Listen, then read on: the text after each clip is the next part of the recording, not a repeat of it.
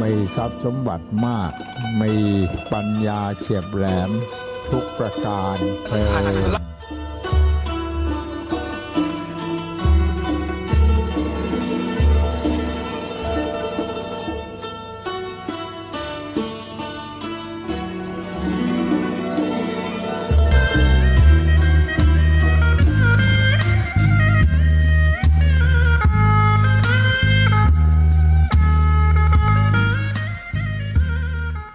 ต่อจากนี้ไปขอเชิญท่านทั้งหลายรับฟังรายการสารธรรมยามแลงดำเนินรายการโดยพระครูอภิวัฒนวิกรมวัดปากตังเจริญตำบลดอยลออำเภอดอยลอจังหวัดเชียงใหม่เชิญรับฟัง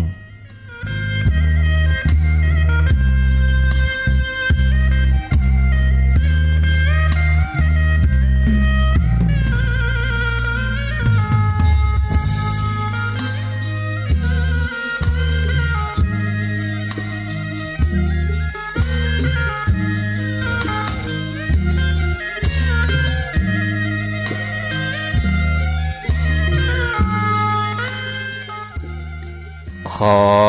นอบน้อมเอากุณพระแก้วเจ้าทั้งสามประการอันมี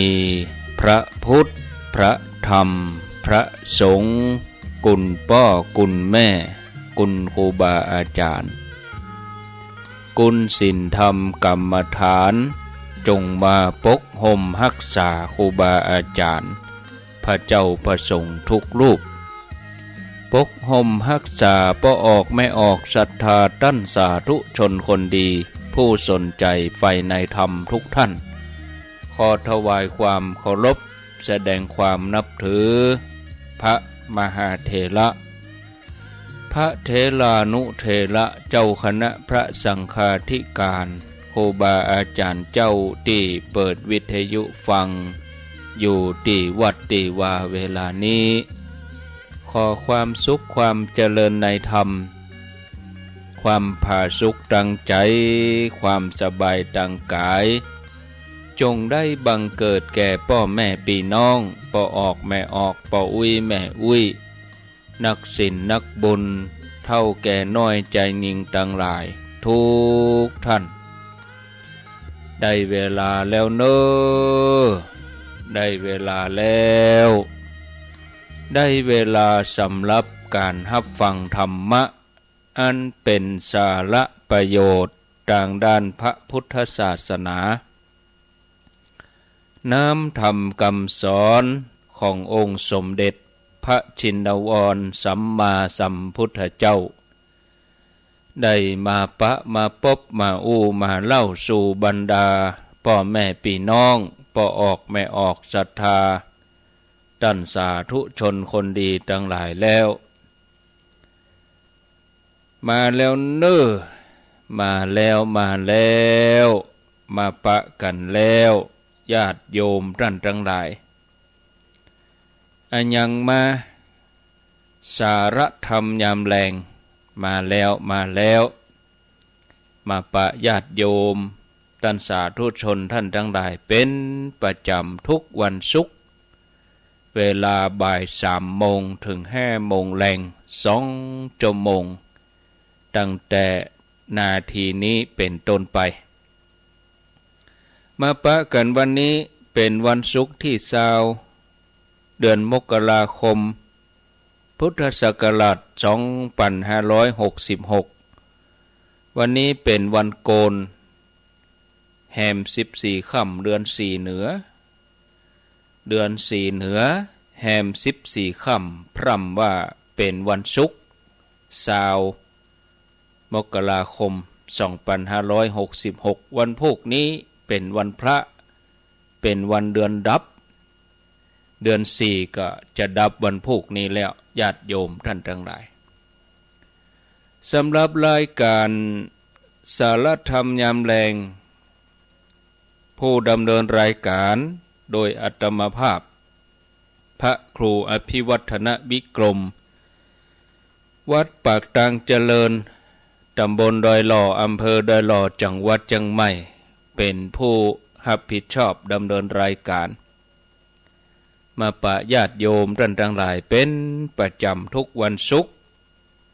สลับสับเปลี่ยนกับครูบาอาจารย์พระเจ้าพระสงฆ์รูปอื่นๆวันจันทร์วันการก็ตุลุงยองหรือว่าท่านชัยวัฒนาคเสโนวันพุธก็อาตมาภาพกับท่านพระครูสุเมธธรรมเสวีส่วนวันพฤหัสบดีก็เป็นท่านสมชาติชาตปัญโยแล้วก็ท่านพระครูสิริธรรมบัณฑิตผู้อำนวยการวิทยาลัยสงฆ์นครลำปางเป็นประจำทุกวันพฤหัสบดีอย่างที่ตะวาญาติโยมได้รับฟังไปส่วนวันศุกร์นั่นก็มาพบกับอาตมาภาพจัดรายการอยู่ณที่วัดปักตังเจริญ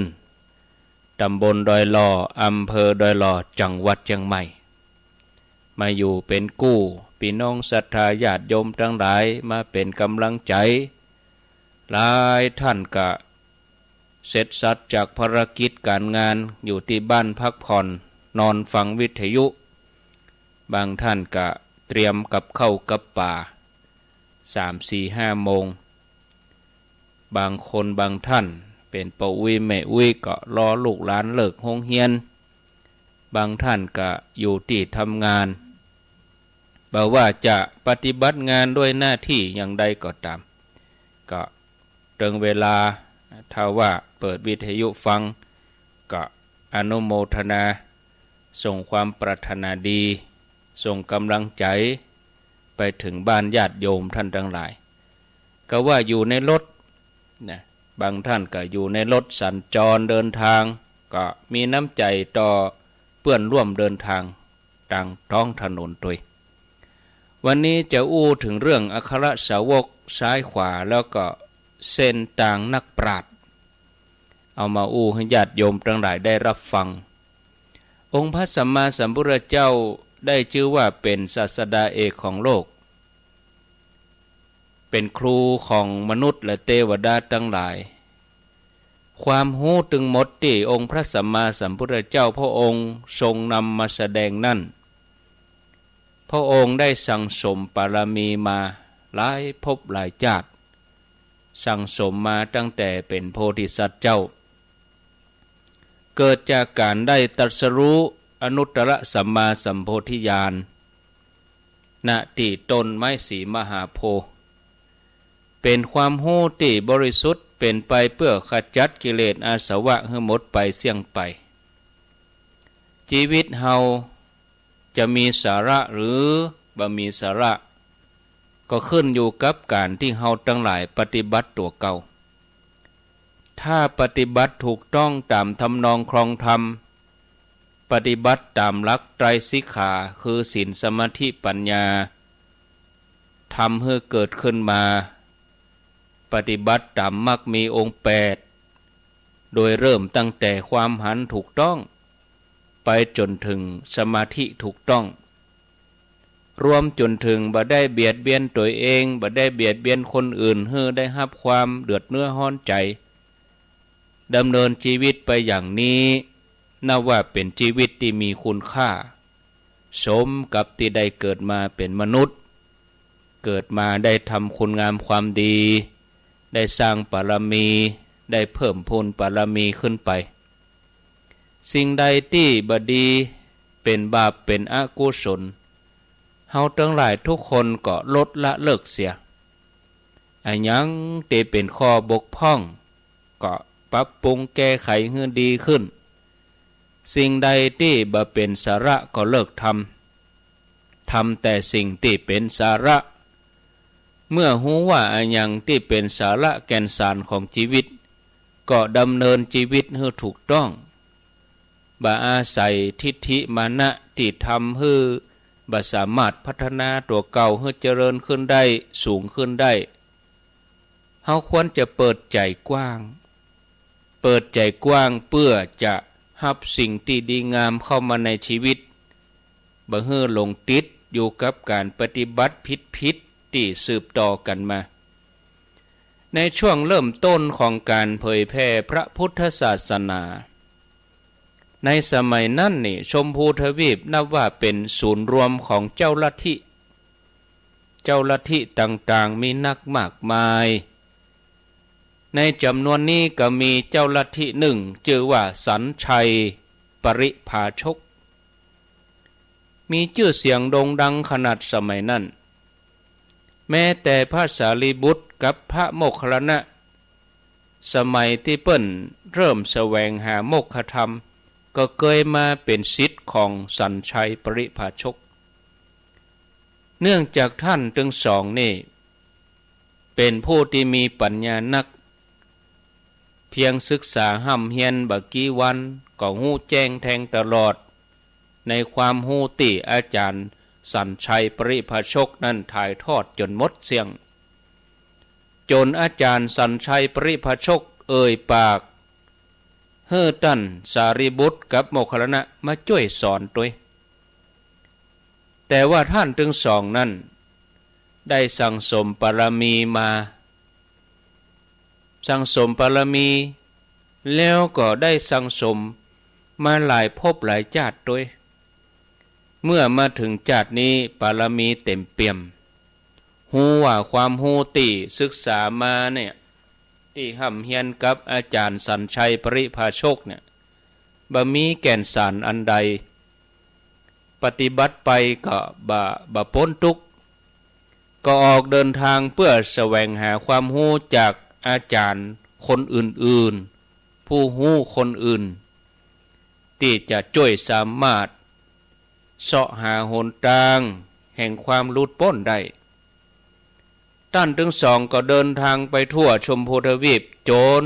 กระทั่งวันหนึ่งอุปติสสะก็ได้มาพบกับพระอัสสชิซึ่งพระอัสสชินี่นะเป็นหนึ่งในจำนวนปัญจวัคคีย์ทั้งห้า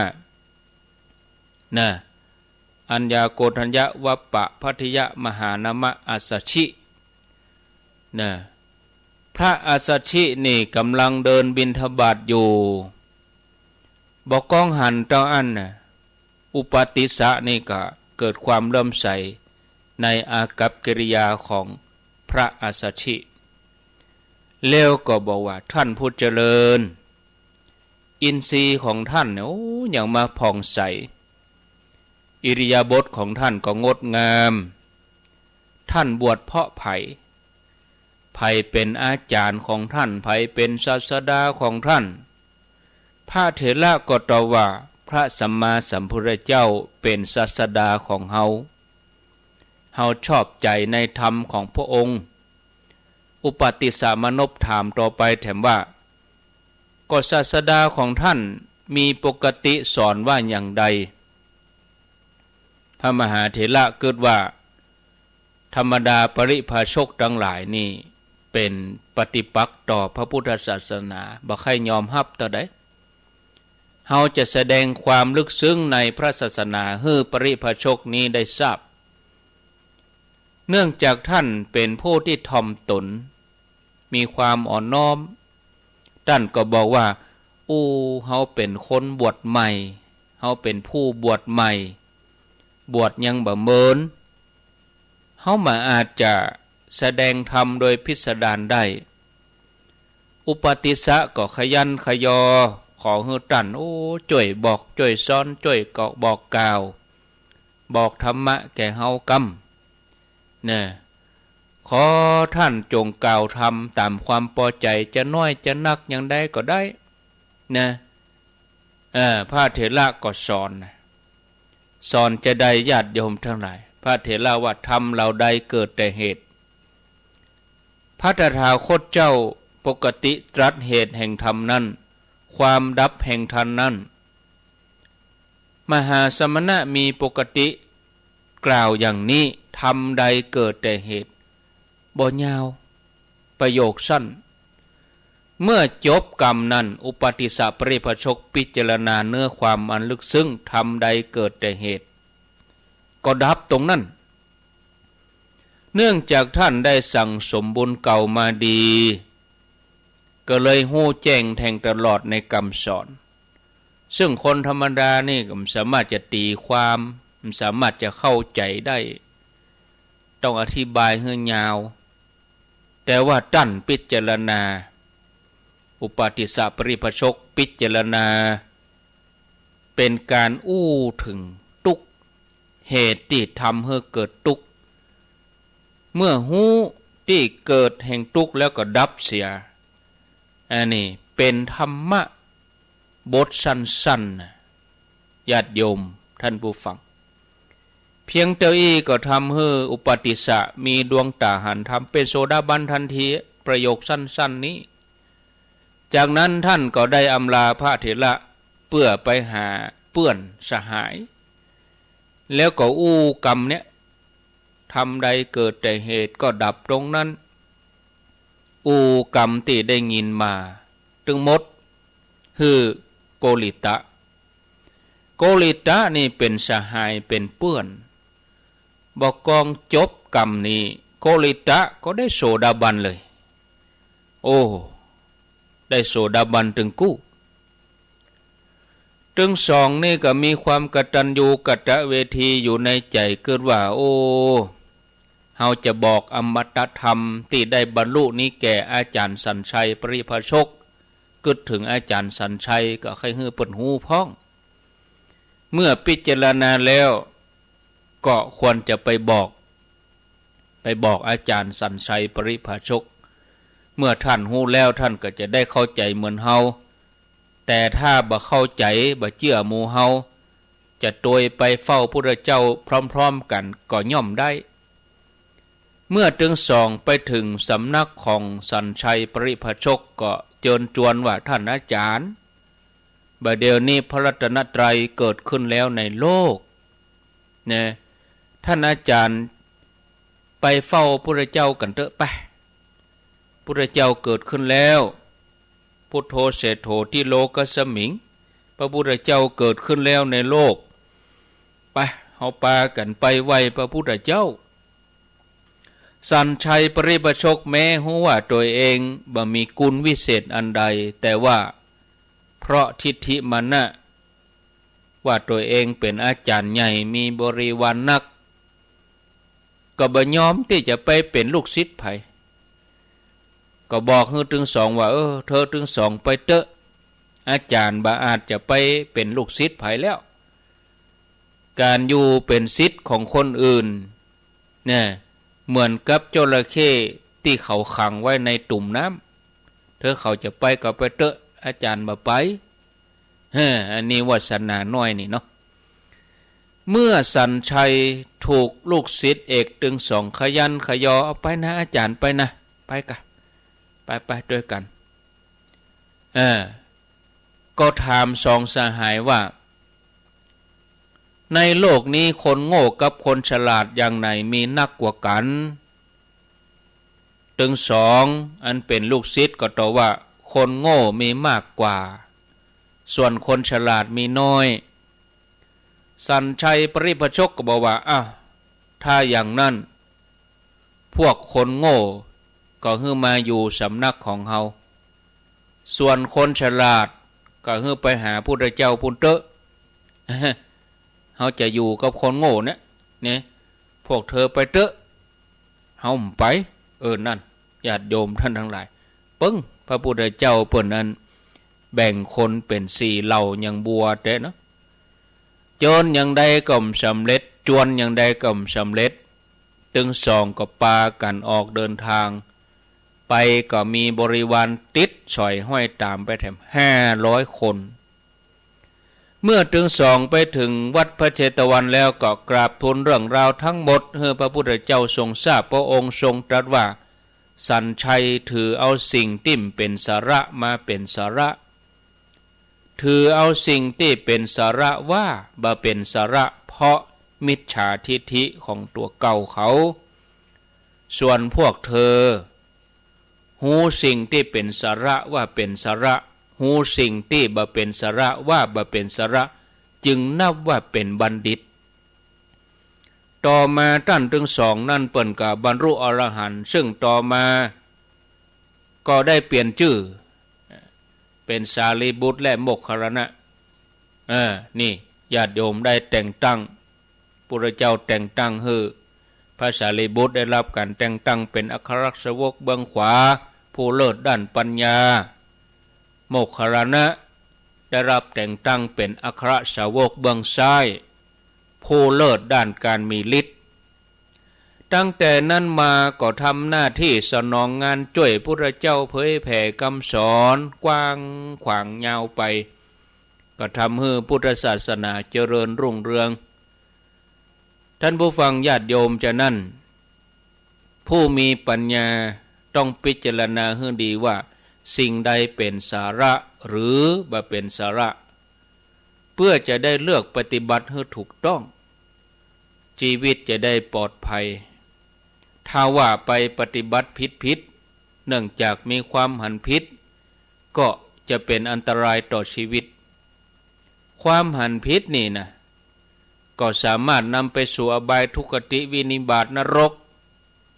แต่ถ้ารู้ว่าตัวเองหันผิดแล้วขใจแห่งแก้ไขลงมือปรับปรุงแก้ไขตัวเองเสียใหม่อย่างนี้ก็สามารถกลับมาเป็นบัณฑิตได้ปัจจุบันมีบัณฑิตต่างโลกที่จบปริญญามหาวิทยาลัยต่างๆเกิดขึ้นมากมายแต่น้อยคนนักที่จะเป็นบัณฑิตสมบูรณ์ถึงทั้งโลกทั้งธรรมถ้าว่าได้ศึกษาธรรมะคำสอนควบคู่ไปด้วยจะมีตึงความรู้แล้วก็มีตึงคุณธรรมจะได้เป็นประโยชน์ต่อตัวเองต่อโลกเจ้าโลกก็จะได้หันมาทำสิ่งที่เป็นสาระเป็นเป้าหมายที่แท้จริงของชีวิตมาช่วยกันสร้างความดีมุ่งมั่นประพฤติปฏิบัติวิถีชีวิตถูกต้องแล้วดำเนินตามหอยบาทพระศาสดาปฏิบัติตามแบบอย่างของบัณฑิตในการก่อนคือทิ้งสิ่งที่เป็นสาระแล้วหันมาปฏิบัติสิ่งที่เป็นสาระแห่งปรารถนาความเพียรทำความเพียรทำพระนิพพานให้แจ้งแล้วก็บ่ควรเกียจค้านในการประพฤติปฏิบัติตื่นเจ้าขึ้นมาได้อาบน้ำฟังธรรมบ่ายมาอาบน้ำฟังธรรมค่ำมาได้อาบน้ำฟังธรรมมันทำอย่างนี้ทุกวันญาติโยมท่านสาธุชนเชื่อมั่นได้ว่าเนี่ยบุญกุศลนั่นเนี่ยบานีไปไหนบาห่างเหินไปจังใดญาติโยมทั้งหลายญาติโยมท่านสาธุชนที่เปิดวิทยุฟังรายการอยู่นี่หลายท่านหลายคนก็ได้ทำได้ปฏิบัติมาตลอดหลายท่านหลายคนก็ตั้งอกตั้งใจปฏิบัติมาปฏิบัติตั้งแต่ต้นปฏิบัติมาตั้งแต่หลายปีนี่ศรัทธาญาติโยมเขาจะต้องตั้งใจโดยเอาหลัก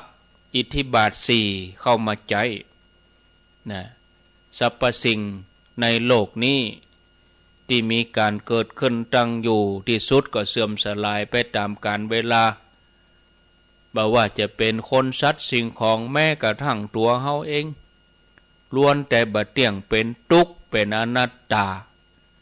บังคับบัญชาบ่ได้ก็เฮาก็บ่ควรไปยึดมั่นถือมั่นในสิ่งต่างๆเหล่านั้นเฮาควรจะมุ่งไปแสวงหาสิ่งที่เป็นสาระที่แท้จริงของชีวิตแสวงหาสิ่งที่เป็นที่พึ่งที่ระลึกที่แท้จริงนะญาติโยม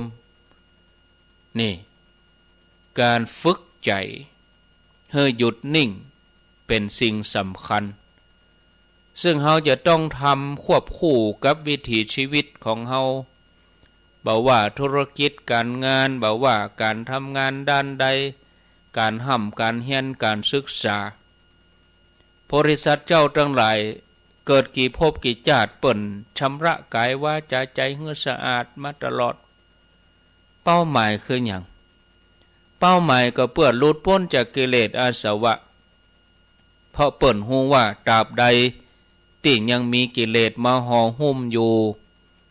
ก็ยังคงเวียนวนอยู่อย่างนี้ แล้วพระโพธิสัตว์เจ้าเพิ่นก็มีใจใหญ่คือนอกจากจะเพียรพยายามเพื่อจะช่วยเหลือตัวเองให้หลุดพ้นแล้วก็ยังมีความกรุณามุตูอินดูช่วยเหลือหมู่สัตว์ทั้งหลายให้พ้นทุกข์โดยไปเมื่อบุญบารมีเต็มเปี่ยมแล้วก็ได้ตรัสรู้สัมมาสัมพุทธญาณทรงแนะนำเหล่าเวนยสัตว์โดยที่บหันแก่ความเหนื่อยยากตลอดพระชนมายุของพุทธองค์นี่พระองค์สอนแต่เรื่องที่จะทำมือเฮาหลุดพ้นภัยประมาทพระองค์ก็ทรงเตือนให้มีความเพียรให้ตื่นจากการลับไหลลุกขึ้นต่อสู้กับกิเลสที่บังคับใจเป็นไปในตีเป็นอกุศลภัยที่ยังข้ามบ่ถึงฝั่งพระนิพพานก็ประคับประคองสนับสนุนทรงมีรถธรรมรถแห่งธรรมะที่ยอดเยี่ยมเพื่อกำลังใจเหมือนปลาที่ขาดน้ำแล้วก็ได้รับสายฝนที่เย็นฉ่ำหลั่งไหลลงมาจากท้องฟ้าการฝึกฝนจิตใจนี่เป็นเรื่องที่เขาจะต้องทำเป็นประจำถึงแม้จะใช้เวลากี่วันกี่เดือนกี่ปียังได้ก็ตามบางทีก็อู้เรื่องเก่าเดิมญาติโยมฟังธรรมะก็ฟังเรื่องเก่าเรื่องเดิมเขาก็ฟังกันไปนะญาติโยมประพฤติปฏิบัติกันไปเถอะนะเขาจะต้องมีความพอใจนะความพอใจคือว่ามีฉันทะเกิดฉันทะความพอใจนะเกิดความปรารถนาอยากจะปฏิบัติเชื่อมั่นในคำสอนพุทธเจ้าเมื่อเขาเกิดฉันทะความพอใจแล้วก็มีวิริยะความเพียรคือความขยันมันจะมีความขยันที่เกิดขึ้นด้วยความเต็มอกเต็มใจด้วยความสมัครใจเนี่ยมันบ่มีข้อแม้ข้ออ้างบ่มีเงื่อนไขนะบ่มีเงื่อนไขว่าจะต้องว่างก่อนจะต้องรอเท่าแถมน้อยก่อนจะต้องพร้อมแถมน้อยก่อนอีมันมีนะรอให้รวยแถมน้อยก่อนรอให้ลูกเรียนจบก่อนรอให้หมดหนี้หมดสินก่อนเนี่ยอย่างต่างๆหมู่นี้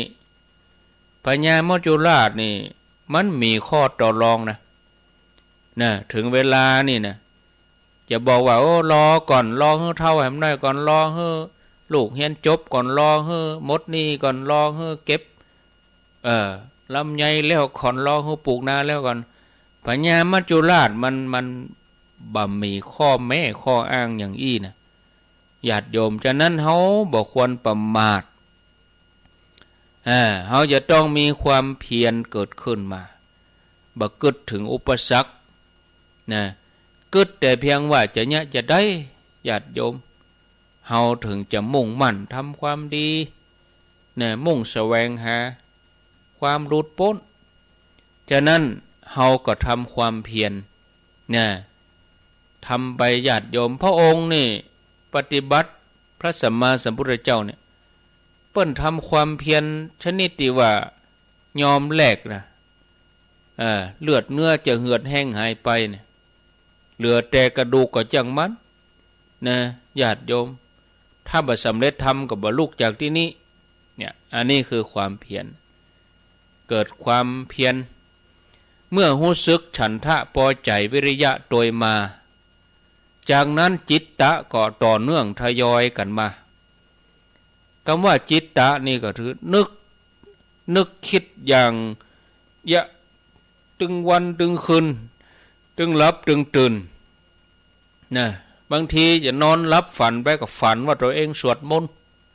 ฝันว่าตัวเองไปวัดฝันว่าตัวเองปฏิบัติธรรมฝันหันคนนุ่งขาวห่มขาวฝันหันวัดหันว่าหันพระเจ้าขนาดจะหลับหรือว่าหลับไปแล้วก็ยังฝันหันไปทางนี้ฝันหันเปิ้นมาเตะทำฝันหันโอ้มันไปทางดีตื่นมาก็จดจ่อตรึกตรองนี่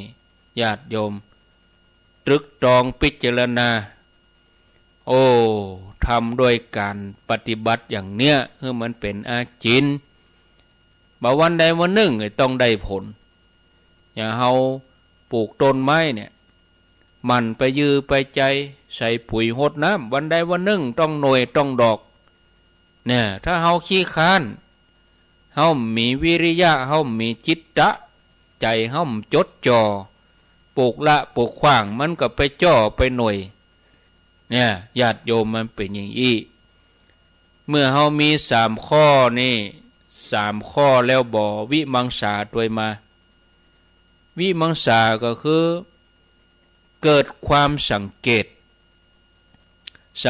แล้วก็เอามาปรับปรุงอย่างใดถึงจะถูกนี่มันจะถูกส่วนอันใดมันจะดีมันจะถูกเนี่ยญาติโยมอันนี้คือหลักนะญาติโยมถ้าสงสัยเขาก็เพียรปฏิบัติไปเมื่อปฏิบัติได้ที่ความสงสัยมันหายไปละนะมันมีความสงสัยแล้วก็ให้มันประกอบความเพียรที่สำคัญก็เอาชนะความเกียจคร้านนะเอาชนะความเกียจคร้านนี้ให้ได้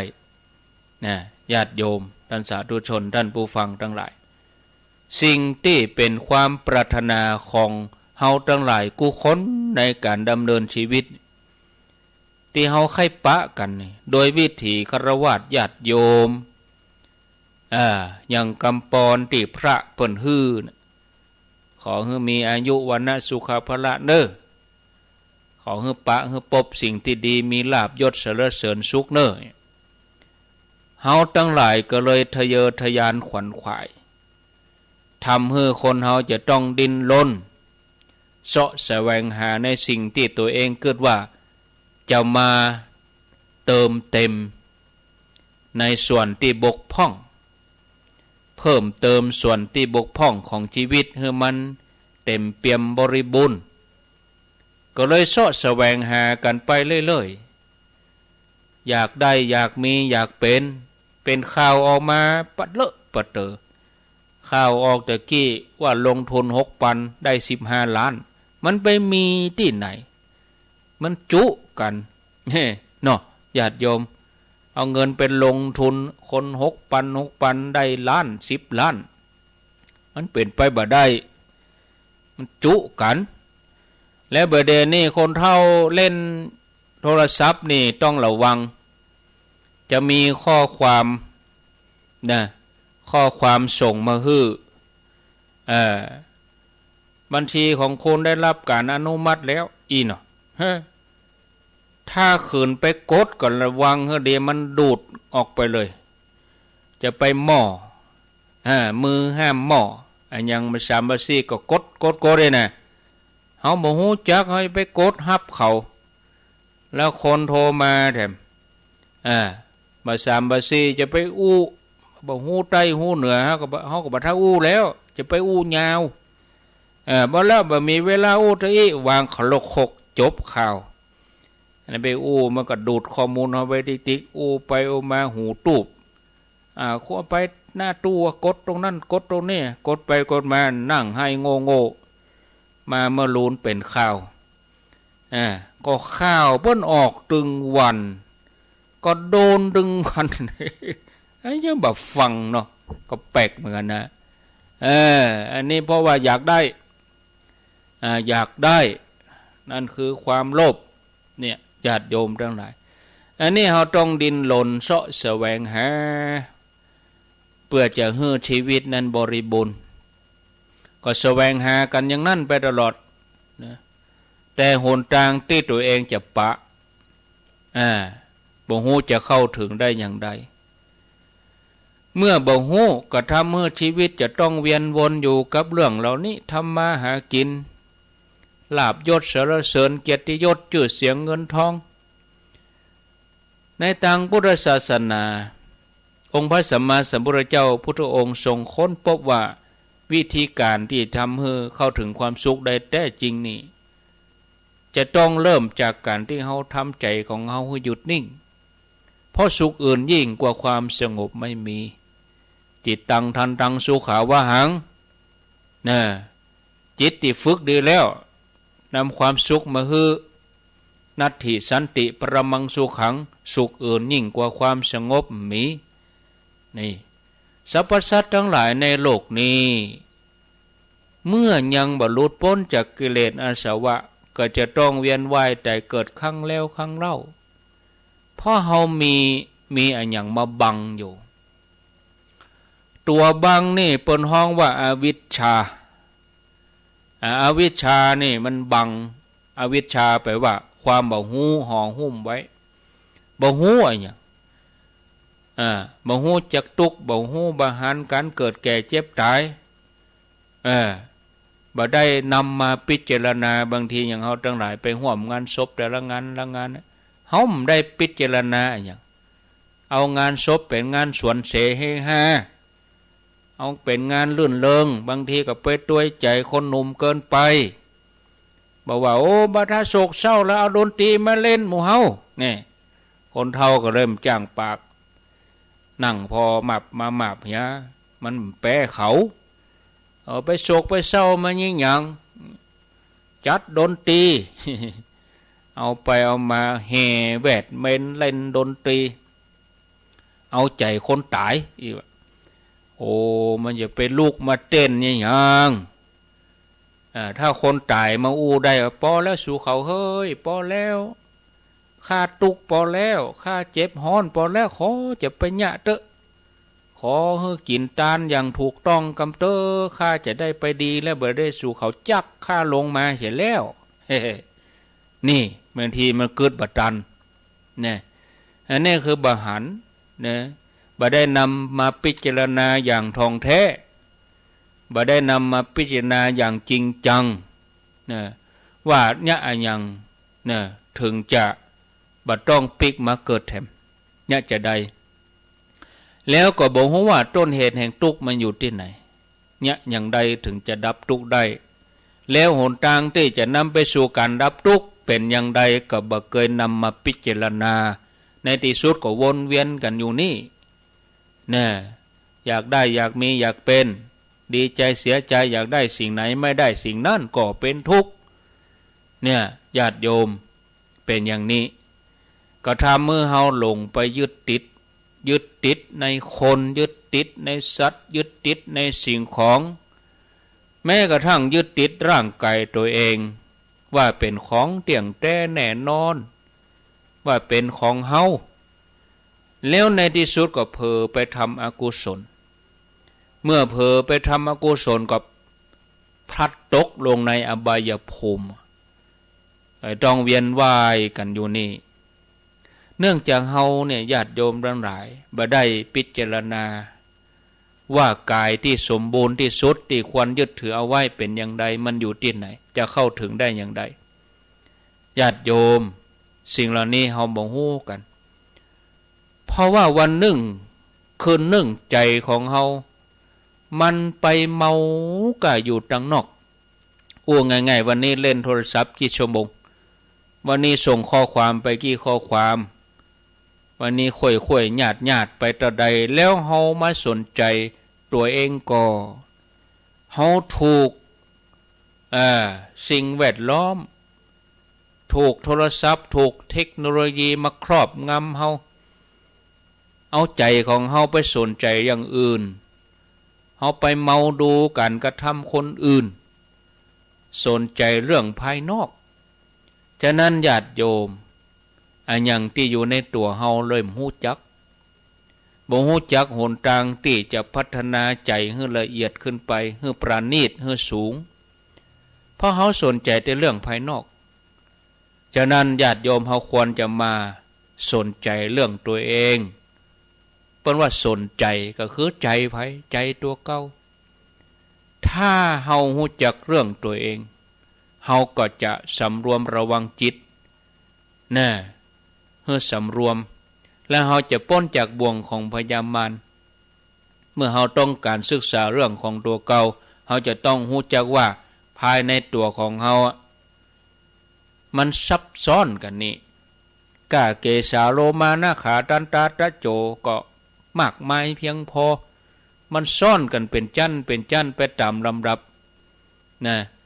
ใจของคนเฮานี่ญาติโยมตามปกตินี่มันกระซับกระส่ายไปมา นะวนเวียนอยู่ในความยินดีในรูปเสียงกลิ่นรสสัมผัสอันอย่างต่างๆหมู่นี้ที่วนเวียนกันมาเพราะว่ามารมันเอามาจอบมาล่อแล้วมันก็เกียมที่จะบังคับแล้วก็ดึงใจของเขาลุดออกไปเลยเนี่ยอวิชชาเนี่ยทีนี้เมื่อครอบงำเอาไว้โดยอาศัยกิเลสใหญ่ตัวใหญ่นี่คือโลภโคตรหลงความยินดีทะเยอทะยานนี่เอามาผสมกันมันนอนแจ่อยู่นี่ล่ะแจ่อำปำเขาก็ป้อนอาหารให้มันติ๊กเมื่อเขาป้อนอาหารให้มันก็ตุ้ยมันเป็นกิเลสตัวโตเป็นกิเลสตัวใหญ่เขาป้อนให้มันหันอันนั้นก็อยากได้บะเปิงใจก็โคตรเกิดความโลภความโกรธความหลงความยินดีทะเยอทะยานเนี่ยสิ่งต่างๆเราเนี่ยมันเข้ามาทางช่องหูช่องตาช่องปาก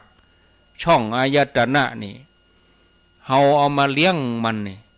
วนเวียนอยู่รูปเสียงกลิ่นรสสัมผัสธรรมารมณ์ในที่สุดเฮาก็สูญเสียคุณงามความดีเมื่อเฮาสูญเสียคุณงามความดีแล้วความชั่วก็เข้ามาแทนที่กำกึดกำอูกันกระทำอันที่มันเป็นบุญเป็นกุศลก็มาเอาล่ะมันก็บันดาลให้เป็นความคิดกำอูกันกระทำเป็นอกุศลเนี่ยอันนี้ปนห้องว่าวนอยู่ในบ่วงของมารอยู่ในมือของมารถ้าว่าเฮาฝึกใจของเฮาพอดีเนี่ยญาติโยมมันถูกส่วนดีปออย่างที่ครูบาอาจารย์เปิ้นบอกเปิ้นสอนแล้วเฮาจะได้พ้นภาวะยกจิตตัวเก่าหลุดจากคนมาเป็นมนุษย์เสียทีคำว่ามนุษย์มนะบวกอุสยะมนะแปลว่าใจอุสยะแปลว่าสูงแปลว่าประเสริฐมารวมกันแปลว่าผู้ที่มีใจสูงใจประเสริฐคือมันละเอียดไปกว่านั้นสูงกว่าเก่ามาเอากะสูงกว่าเก่านี่แล้วอย่าไปยอมต่ำกว่าเก่าเขาเกิดได้จากมนุษย์นี่มันจากมาตรฐานก็แล้วไปตกจันทร์เหรอกะต้องเลื่อนจันทร์ขึ้นไปเนี่ยญาติโยมเฮาฮู้จักกายมนุษย์อีละเอียดก็คือเฮาพิจารณาเวลาเฮานอนหลับเฮาก็หันตัวเองปรากฏอยู่ในความฝันนี่เฮานอนนะหน้าตาเหมือนตัวเฮาเนี่ยกายที่มันละเอียดเข้าไปนี่ญาติโยมพิจารณาขึ้นไปถ้าเฮาประพฤติปฏิบัติดีเนี่ยกำกึดกำฝันมันไปทางดีหรอกแต่ถ้าเฮาประพฤติปฏิบัติบ่ดีอย่างที่ว่าเนี่ยเฮามันประพฤติปฏิบัตินอนหลับบ่ได้กันยังฝันว่าตัวเองไปไหว้พระตัวเองไปทำบุญแต่ถ้าว่าเกิดบ่ดีแล้วมันจะฝันไปเลยเตลิดเปิดเปิงไปเลยนี่ญาติโยมท่านสาธุชนนะมานี่มันยอมง่ายๆนะยิ่งเฮาฝึกดีต่อใดมันก็เกียมพร้อมเต่าอันมันจะยอมง่ายๆการฝึกใจให้สะอาดบริสุทธิ์หลุดพ้นจากกิเลสอาสวะพ้นจากการเป็นเบาเป็นธาตุของพยามารเนี่ยมันเป็นหน้าที่เป็นกิจสำคัญของการได้เกิดมาเป็นมนุษย์หรอกนะถ้าบ่ฮู้จักฝึกใจนะเขาจะต้องถูกกิเลสครอบงำอยู่อย่างอีเมื่อกิเลสครอบงำมารส่งมาแล้วบ่มารส่งมาเยือนแล้วบ่ถ้าเฮาฮู้บัดตันมารก็ได้ช่องโดนใจเฮาไปทำความชั่วมันส่งมาก่อนแล้วนะความโลภความโกรธความหลงไปยึดติดอยู่รูปรสกลิ่นเสียงธรรมารมณ์มากระทบใจแล้วเฮาก็ละเลยสาระแก่นสารที่แท้จริงของชีวิตเฮาก็จะต้องวนเวียนอยู่ในห้วงทะเลทุกข์โอกาสที่เฮาจะได้สัมผัสรสแห่งพระธรรมมันก็ลดน้อยถอยไปฉะนั้นญาติโยมจะต้องหาโอกาสให้ตัวเก่าหาโอกาสในการไหว้พระสวดมนต์ เจริญสมาธิภาวนาเนี่ยญาติโยมท่านทั้งหลายพระองค์ทรงตรัสไว้ในอายตนะสูตรสั้นๆแปลออกมาแล้วว่ารูปเสียงกลิ่นรสโผฏฐัพพะธรรมารมณ์ทั้งสิ้นเป็นกามิตรอันแรงกล้าโลกหมกมุ่นอยู่ในอารมณ์เหล่านี้ส่วนสาวกพุทธเจ้ามีสติก้าวล่วงโลกมิตรนั้นแล้วก้าวล่วงบ่วงมารแล้วรุ่งเรืองดุจพระอาทิตย์ผู้ใดได้ชื่อว่าเป็นพุทธบริษัทเป็นสาวกขององค์พระสัมมาสัมพุทธเจ้าก็จะต้องก้าวล่วงพ้นจากบ่วงแห่งมารนะบ่ได้ยึดติดอยู่ในรูปรสกลิ่นเสียงสัมผัสธรรมารมณ์นะญาติโยมมีเรื่องเล่าประกอบญาติโยมท่านทั้งหลายก่อนจะเล่าประกอบนี่เฮาก็พิจารณาเหี่ยก่อนว่ารูปเสียงกลิ่นรสสัมผัสธรรมารมณ์ที่มากระทบใจเนี่ยบ่ว่าจะเป็นมนุษย์หรือว่าเป็นอันใดก็ตามนะเป็นบ่วงล่อของมันถ้าเฮามัวไปยึดมันถือมันเนี่ยอันเนี้ยเฮาเข้าต่างมันละเข้าล็อกแล้วเนี่ยที่มนุษย์เฮายังมีกิเลสอาสวะอยู่นี่ก็เพราะว่าเฮาถูกบังคับบัญชาไว้ถูกครอบเอาไว้แล้วมันมีเหยื่อล่อเหยื่อที่มาล่อมาจอบนั้นสมาถูกกิเลสเนี่ยมันซุบตัดพอดีเนี่ยทำมือเฮาใจเป็นตัวของตัวเองเฮาบ่หันทุกข์หันโทษของการเวียนว่ายตายเกิดเนี่ยแล้วมาเนี่ยมันก็ยังมาคัดขวางในการทำกุศลในการสร้างบารมีของเฮาตัวเอาเรื่องเล่าประกอบคือสมัยหนึ่งเนี่ย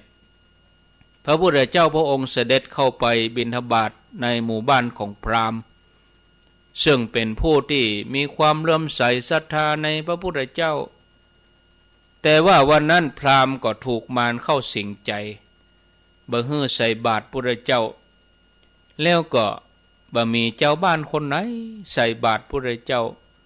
เมื่อบ่ได้อาหารพระพุทธเจ้าก็ถือบาตรเปล่า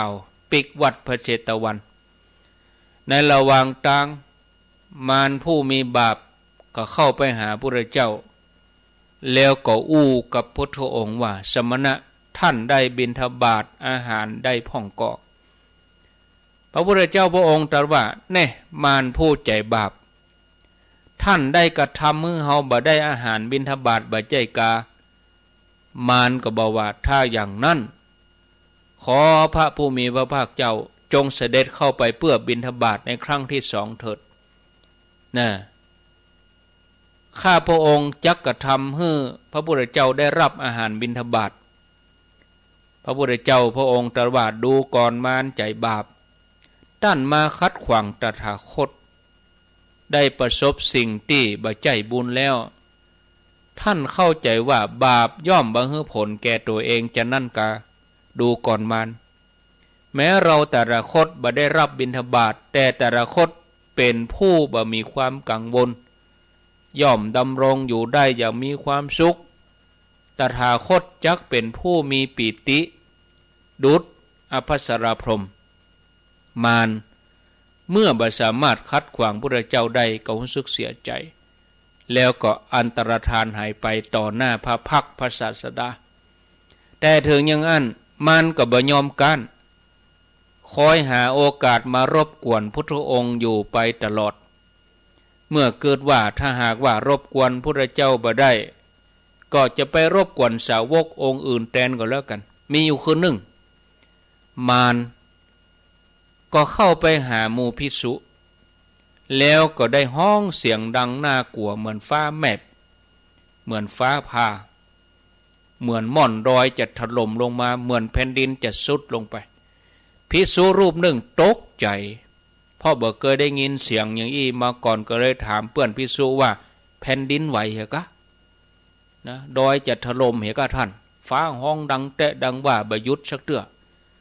พระเจ้าก็ได้ตรัสบอกภิกษุว่าดูก่อนภิกษุแผ่นดินบ่ได้ถล่มมา แต่เสียงดังลั่นเหมือนดังแผ่นดินสุดเป็นฝีมือของมารใจบาปทำเพื่อหวังให้พวกเธอตกใจกลัวบ่ให้มีสมาธิในการบำเพ็ญสมณธรรมต่อมามารใจบาปเนรมิตร่างเป็นพราหมณ์เท่าห่มหนังเสือหายใจเสียงดังฟึดฟัดเดินกำไม้เต้าชวกไม้เต้าเข้าไปหาพระสงฆ์กำลังปฏิบัติกำลังปั่มเป่งความเพียรเมื่อไปถึงก็กล่าวกับภิกษุทั้งหลายว่าโอ้ตุทั้งหลายตุเจ้าทั้งหลาย พอแต่ละตนก็หนุ่มดีกระชุ่มกระชวยผมก็ดำหนังก็บะเหี่ยวหนุ่มแน่นก็ยังบ่ไปใช้ชีวิตต่างโลกมาอยู่อย่างอี้เนี่ยอย่างเป็นช่วงชีวิตที่จะต้องสร้างสรรค์เป็นช่วงชีวิตของการที่จะต้องสร้างครอบครัวเนี่ยสร้างเนื้อสร้างตัวอันนี้มันเป็นปกติของมนุษย์เปิ้นทำกันไปอยู่อย่างอี้เนี่ยอย่างอย่าได้ยินดีในสิ่งที่บังหันด้วยตาหนีออกจากอันนี้ไปหาสุขที่จีรังอย่างยืนเถิดอีเราพราหมณ์นี่ก็คือมารนะถ้าแรงตัวเป็นพราหมณ์มาบอกภิกษุทั้งหลายตัวว่าดูก่อนท่านพราหมณ์หมู่เฮาใจว่าจะบ่ได้สุขที่ถาวรแล้ววิ่งเข้าหาความสุขชั่วคราวแต่ว่าหมู่เฮาละทิ้งความสุขชั่วคราวเพื่อมุ่งความสุขถาวรซึ่งสามารถหันได้ในปัจจุบันต่างหากดูก่อนท่านพราหมณ์เพราะความสุขทั้งโลกเป็นความสุขชั่วคราวมีทุกข์นักมีความคับแค้นทุกข์ทั้งโลกมันมีนักธรรมนี้มีผลที่จะหันด้วยตัวเองบ่จำกัดการบ่เป็นของไผควรน้อมมาใส่ตนเป็นของวินยูชนทั้งหลายพึงได้หู้เฉพาะตนปัจจตังเนี่ยอากาลิโกเอหิปัสสิโกควรเรียกมาดูควรน้อมเข้ามาใส่ตัวโอปนยิโกเอหิปัสสิโกโอปนยิโกวินยูหิติเป็นธรรมที่วินยูชนทั้งหลายพึงหู้เฉพาะตนปัจจตังเวทิตโพวินยูหิติมารเมื่อได้ยินอย่างนี้ว่าภิกษุบ่เชื่อแล้วอันตรธานหายไปท่านผู้ฟังญาติโยมเขาจะอ่านว่ามารนี่เป็นผู้คัดขวางความดีมีตัวมีตนอยู่เต้บ่ใช่เพียงแค่นำมาทำนะเป็นตัวเป็นตินมาเลยนะบ่ใช่นำมาทำอย่างที่เขาเข้าใจนะบ่ใช่ว่ามารนั่นคือกิเลสบ่ใช่นะอันนั้นก็แห่งส่วนหนึ่งนะความโลภความโกรธความหลงจับต้องบ่ได้แต่ว่าอันนั้นมันเป็นฝ่ายอกุศลที่เป็นปฏิปักษ์กับฝ่ายกุศลมารที่มีตัวตนจริงๆที่มาหาพระเจ้าจริงๆมีจริงนะอย่างสมัยพระเจ้าเมื่อหันว่ารบกวนพระเจ้าบ่ได้ก็ไปรบกวนภิกษุรูปอื่นแทนเมื่อทำบ่สำเร็จนะก็ไปคัดขวางภิกษุรูปอื่นพ้องเนี่ยญาติโยมท่านสาธุชนนี่ญาติโยมมารจะจักจวนคนที่ทำดีคือทำในสิ่งที่บ่ดีบางทีมักจะมารบกวนผู้ที่ใกล้จะบรรลุมรรคผลนะอย่างพระเจ้าพระองค์ใกล้จะตรัสรู้มารมากวนให้เต้นอันยังก็จ้างเฮาใกล้จะทำอย่างสำเร็จนะมันดึงมีญาติโยมพระเจ้าเปิ่นมุ่งไปมรรคผลนิพพานฉะนั้นญาติโยมฝ่ายอกุศลมันเป็นฝ่ายดำมันจะคอยคัดขวางการสร้างบารมีของเฮาตลอดเวลาบ่ให้เฮาได้ถึงจุดหมายง่ายๆนะต่างก็มุ่งไปให้สุดสายเลยมันรบกวนกันอย่างเนี้ยยังมีภัยก้านมีภัยชนะเตื้อหรอกเพราะฉะนั้นเฮาเองก็บ่ควรที่จะประมาทตราบใดที่เฮายังหมดกิเลสเฮาไม่ใช่เป็นอรหันต์ชีวิตเฮาก็ยังคงจะต้องปะกับมารอย่างอี้ฉะนั้นเฮาควรจะมันฝึกใจของเฮาเนี่ยอย่างญาติโยมเขาทำกันอยู่อย่างนี้ เจ้ามาก็ไหว้พระสวดมนต์ค่ำมาไหว้พระสวดมนต์ถึงเวลาบ่ายมาก็อาบน้ำฟังธรรมกันอย่างนี้นะอาตมาขอพักก่อนพอเวลาละ1 ชั่วโมงละโอ้เว้ยเหมือนกันนะขอพักก่อนเดี๋ยวก้อยมาปะกันแทมในช่วงที่2เนาะญาติโยมโลกนี้คือละครเจริญพร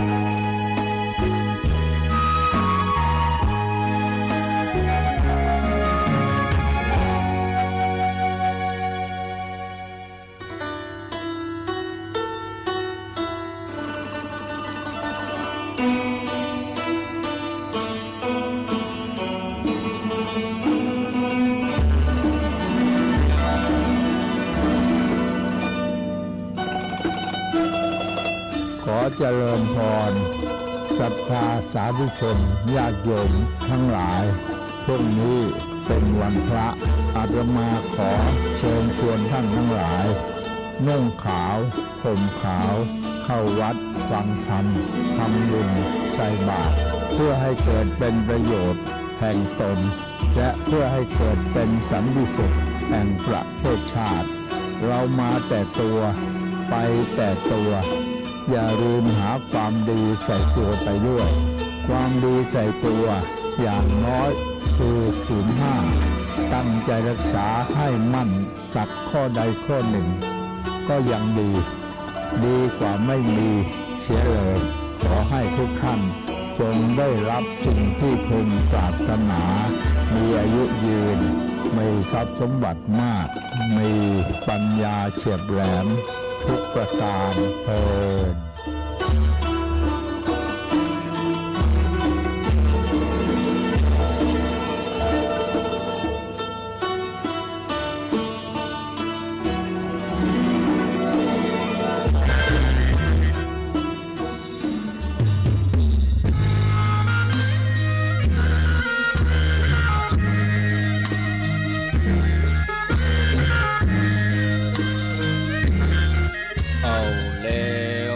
ญาติโยมท่านสาธุชนท่านผู้ฟังทั้งหลายปิกมาอยู่ด้วยกันแถมช่วงสุดท้ายขณะนี้เวลา 16:04 นาทีท่านผู้ฟังกำลังรับฟังรายการสารธรรมยามแลงประจำวันศุกร์ที่20เดือนมกราคมพุทธศักราช 2566ดำเนินรายการโดยอัตมภาพพระครูอภิวัฒนวิกรมวัดปากตังเจริญตำบลดอยหล่ออำเภอดอยหล่อจังหวัดเชียงใหม่อยู่เป็นกู้ญาติโยมทั้งหลายส่งความปรารถนาดีส่งกำลังใจไปสู่ญาติโยมผู้ฟังทางบ้านขอบคุณสถานีวิทยุทุกคลื่นทุกที่ทุกแห่งที่ได้รับสัญญาณนำรายการนี้ไปสู่ญาติโยมทั้งหลายฟังอย่างสบายนอนฟังก็ได้นั่งฟังก็ได้เดินทางไปตัวยขับรถอยู่ท้องถนนอยู่บ้านอยู่ร้านก็เปิดวิทยุฟังอนุโมทนาช่วงที่2นี่จะเล่านิทานบำเพ็ญบุญฉัตตมานพผลของการเข้าถึงสรณะแล้วก็การดำรงอยู่ในศีลเรื่องราวของฉัตตมานพเป็นจะใดก็ลองฟังกันไปดังต่อไปนี้ฉัตตมานพนี่เป็นลูกบ่าวของพราหมณ์อยู่ในแคว้นโกศลเมื่อเจริญวัยใหญ่ขึ้นมาพ่อก็ส่งไปเรียนในสำนักที่พระเจ้าเปรตที่โกศลยกคือเป็นสำนักในการห้ำเรียนศิลปวิทยาสำนักนี้มีชื่อว่าสำนักของโปคระสาติพราหมณ์ที่เมืองอุกทนครฉัตตมานพนี่เป็นคนที่มีปัญญามีความเปลี่ยนห้ำเรียนบำเพ็ญบำนาญเนาะห้ำเรียนก็สำเร็จศิลปวิทยาการเรียนการศึกษาก็ไปได้ไกลไปได้เวยเพราะว่าพญาหม้อเขาก็ไปถามอาจารย์ว่าอาจารย์ครับผมเรียนจบหมดแล้วในสำนักของอาจารย์ผมจะให้ของปุจจากุลแก่อาจารย์เนี่ยผมจะต้องทำอย่างไรครับอาจารย์ก็บอกว่าโอ้ธรรมดาทักษิณาปุจจากุลนี่จะต้องเหมาะสมกับทรัพย์สมบัติของอันเตวสิกคำว่าอันเตวสิกก็คือลูกศิษย์ที่มาอยู่อาศัยนะให้สมกับฐานะคนมีฐานะดีก็จ่ายนักน้อยคนมีฐานะด้อยก็จ่ายน้อยนะสำหรับเธอก็เอาปุจจาคูมาเหียปันกหาปณะมาฉัตตมานพก็เดินทางปิกไปบ้านพ่อแม่ก็ต้อนรับด้วยความยินดีต้อนรับบัณฑิตใหม่หรอเมื่อหายเหนื่อยแล้วเขาก็เล่าเรื่องก้าปุจจาคูให้กับพ่อแม่ฟังแล้วก็ออกปากขอเงินว่าพ่อครับแม่ครับเอาเงินมาให้ผมปันกหาปณะผมจะเอาไปมอบให้ครูวันเนี้ยเอาให้พ่อครูเอาไปให้เปิ้นปุจจาคูที่เปิ้นได้สอนหนังสือเมื่อเอาไปให้เป็นแล้วนะผมจะเฮ่งปิกมาครับพ่อแม่ก็บอกว่าจะไปฝังไปวันนี้ลูกเฮ้ยลูกกำลังปิกมานี่มาวันนี้จะไปวันนี้อย่างแหมบ่เอาเป็นว่าวันพุธไปเนาะ วันพวกก้อยเอาเงินไปให้พ่อครูเขาก็เชื่อฟังกรรมพ่อแม่แต่ว่าการสนทนาของพ่อแม่แล้วก็ลูกในครอบครัวเนี่ยมูโจรไปลักได้ยินใส่นั่นโอ้โจรก็เลยวางแผนที่จะฆ่าชิงทรัพย์ระหว่างทางวันพุกหูละชัตตมโนบนี่มีเงิน1,000 หามณะระหว่างทางนี่มูโจรก็วางแผนกันจะฆ่าชิงทรัพย์เลยเวลาใกล้แจ้งของวันใหม่พระพุทธเจ้าเปิ้นแผ่ขายพยานญาติโยมพระองค์ก็แผ่ขายพยานตรวจดูสัตว์โลกพระองค์ก็บอกว่าโอ้วันนี้ชัตตมนุษย์จะได้เข้าถึงรัตนตรัยแล้วก็จะมีศีลเฮาจะไปโพดแล้วก็จะไปดักรอเขาตีปืนเก่าไม้เขาจะถึงสรณะเขาจะถึงรัตนตรัยแล้วเดินทางไปถูกโจรฆ่าตายแล้วจะไปเกิดเป็นเทวดาอยู่บนสวรรค์เขาจะมาแสดงตัวในสถานที่ที่ถูกฆ่าเขาจะไปแสดงธรรมแล้วก็ในที่ประชุมนั้นจะมีคนได้สำเร็จธรรมได้หู้ธรรมจำนวนนักอันนี้พระพุทธเจ้าเป็นแผ่ขายพยานในเวลาใกล้ลุ่งบอกกองแจ้งแล้วมานพคนนี้ก็จัดแจงเกียมตัวไปหับห่อเข้าจากพ่อจากแม่แล้วก็เงินแถมปันกหาปณะ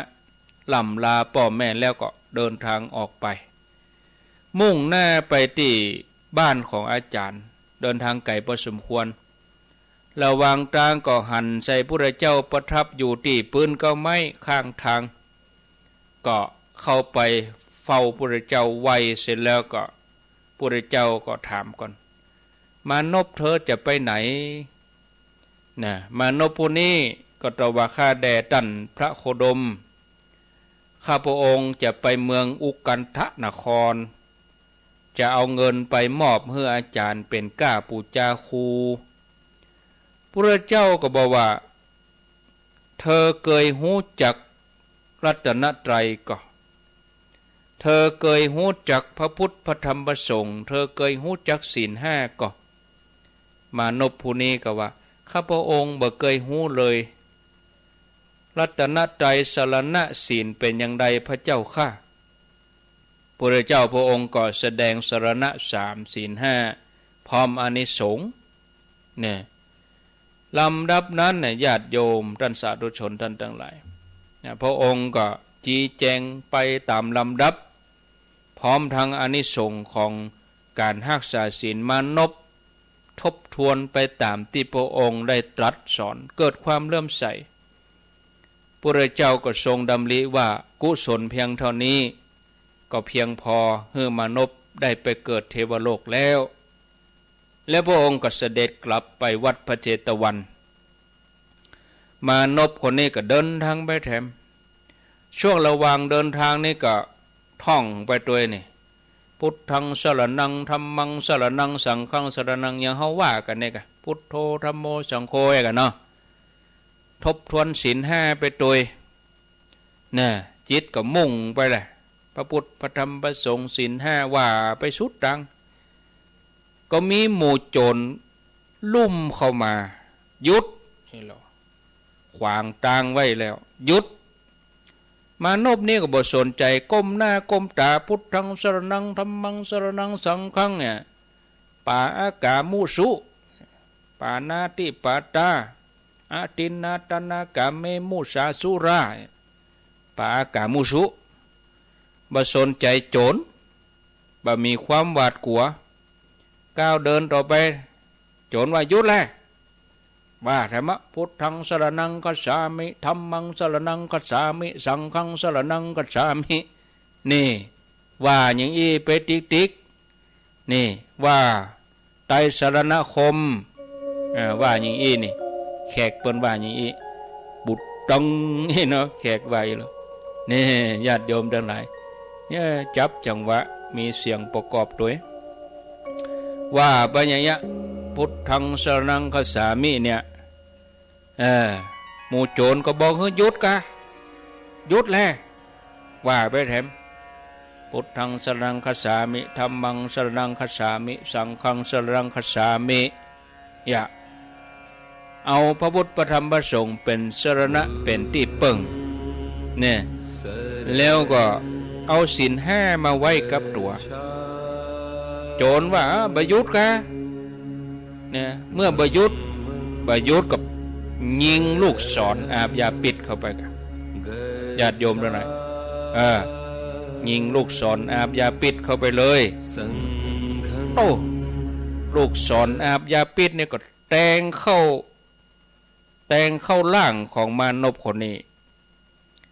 ปิดก็แผ่ซ่านเข้าไปทั่วร่างกายจุ่มเข้าไปเส้นเลือดก็ทำให้มานพคนนี้สิ้นใจตายนะหมู่โจรก็เอาเข้าห่อเปิ้นไปห่อเข้าเปิ้นไปเอาเงินเปิ้นไปลบหนีไปญาติโยมอดีตชัตตมนพเมื่อตายจากญาติมนุษย์ไปเกิดเป็นเทวบุตรสวรรค์จันดาวดึงส์มีวิมานทอง30 โยชน์เหมือนลับแล้วตื่นขึ้นปบใส่นางฟ้าอัปสร1 ปันนางแวดล้อมนะมีวิมานทองรัศมีแผ่กว้างไปถึง200 โยชน์ปุ่นเนาะเจ้าบ้านทั้งหลายมาปะศพของมานพคนนี้ชัตตมนพนี้ก็ไปบอกข่าวเฮ้กับพ่อกับแม่เนาะเจ้าบ้านเจ้าเมืองที่มาพบก็ไปบอกเฮ้อาจารย์แล้วบรรดาเหล่าลูกศิษย์ข่าวนี้ไปถึงหูพ่อแม่ไปถึงหูอาจารย์ไปถึงหูลูกศิษย์ทั้งหลาย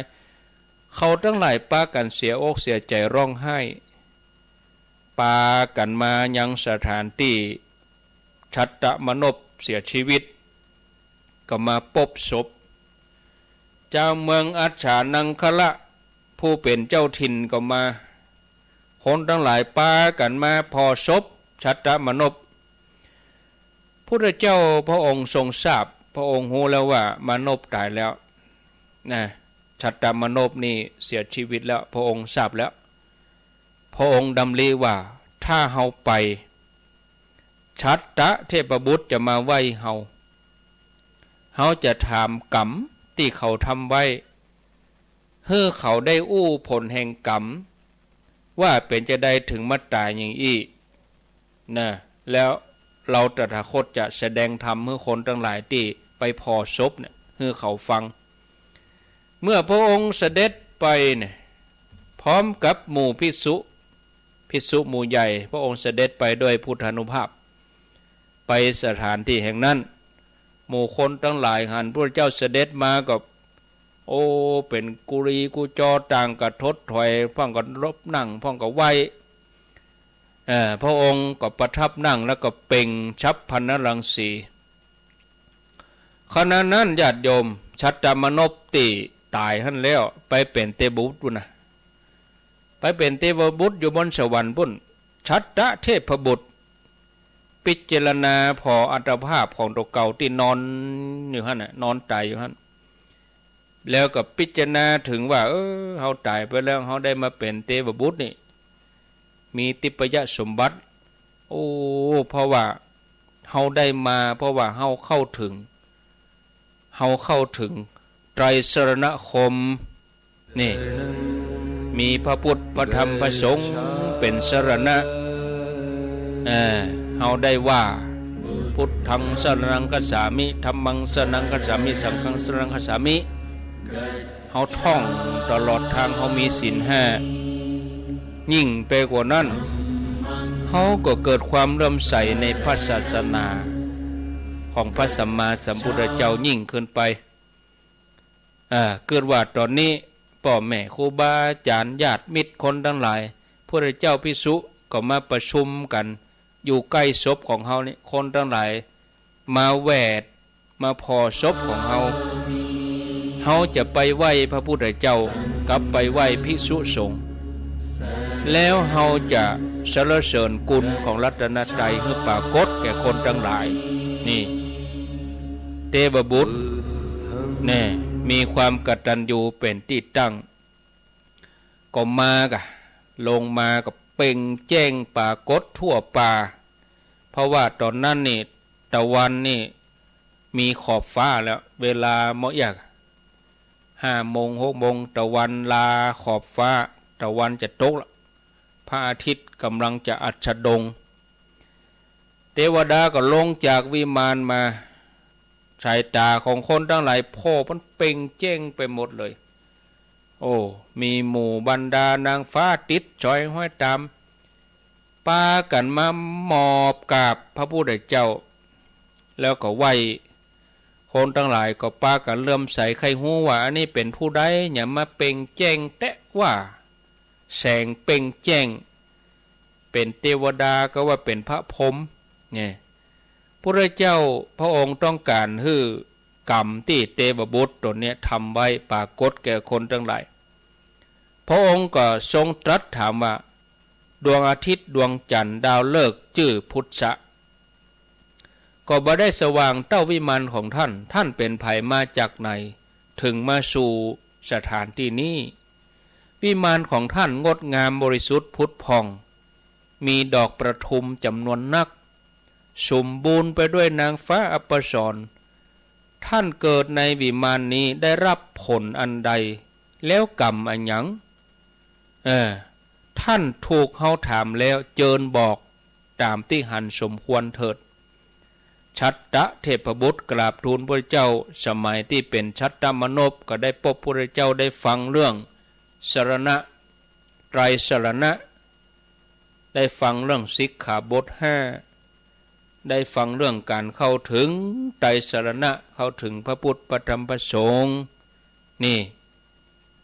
ข้าแต่พระองค์ผู้เจริญทีแรกข้าพระองค์กราบทูลว่าข้าพระองค์ยังบ่ได้เลื่อมใสพระพุทธเจ้าเตื้อบ่ได้เลื่อมใสพระธรรมบ่ได้เลื่อมใสพระสงฆ์ว่าเป็นสรณะเตื้อแต่ภายหลังได้ทำตามพระองค์ดำรัส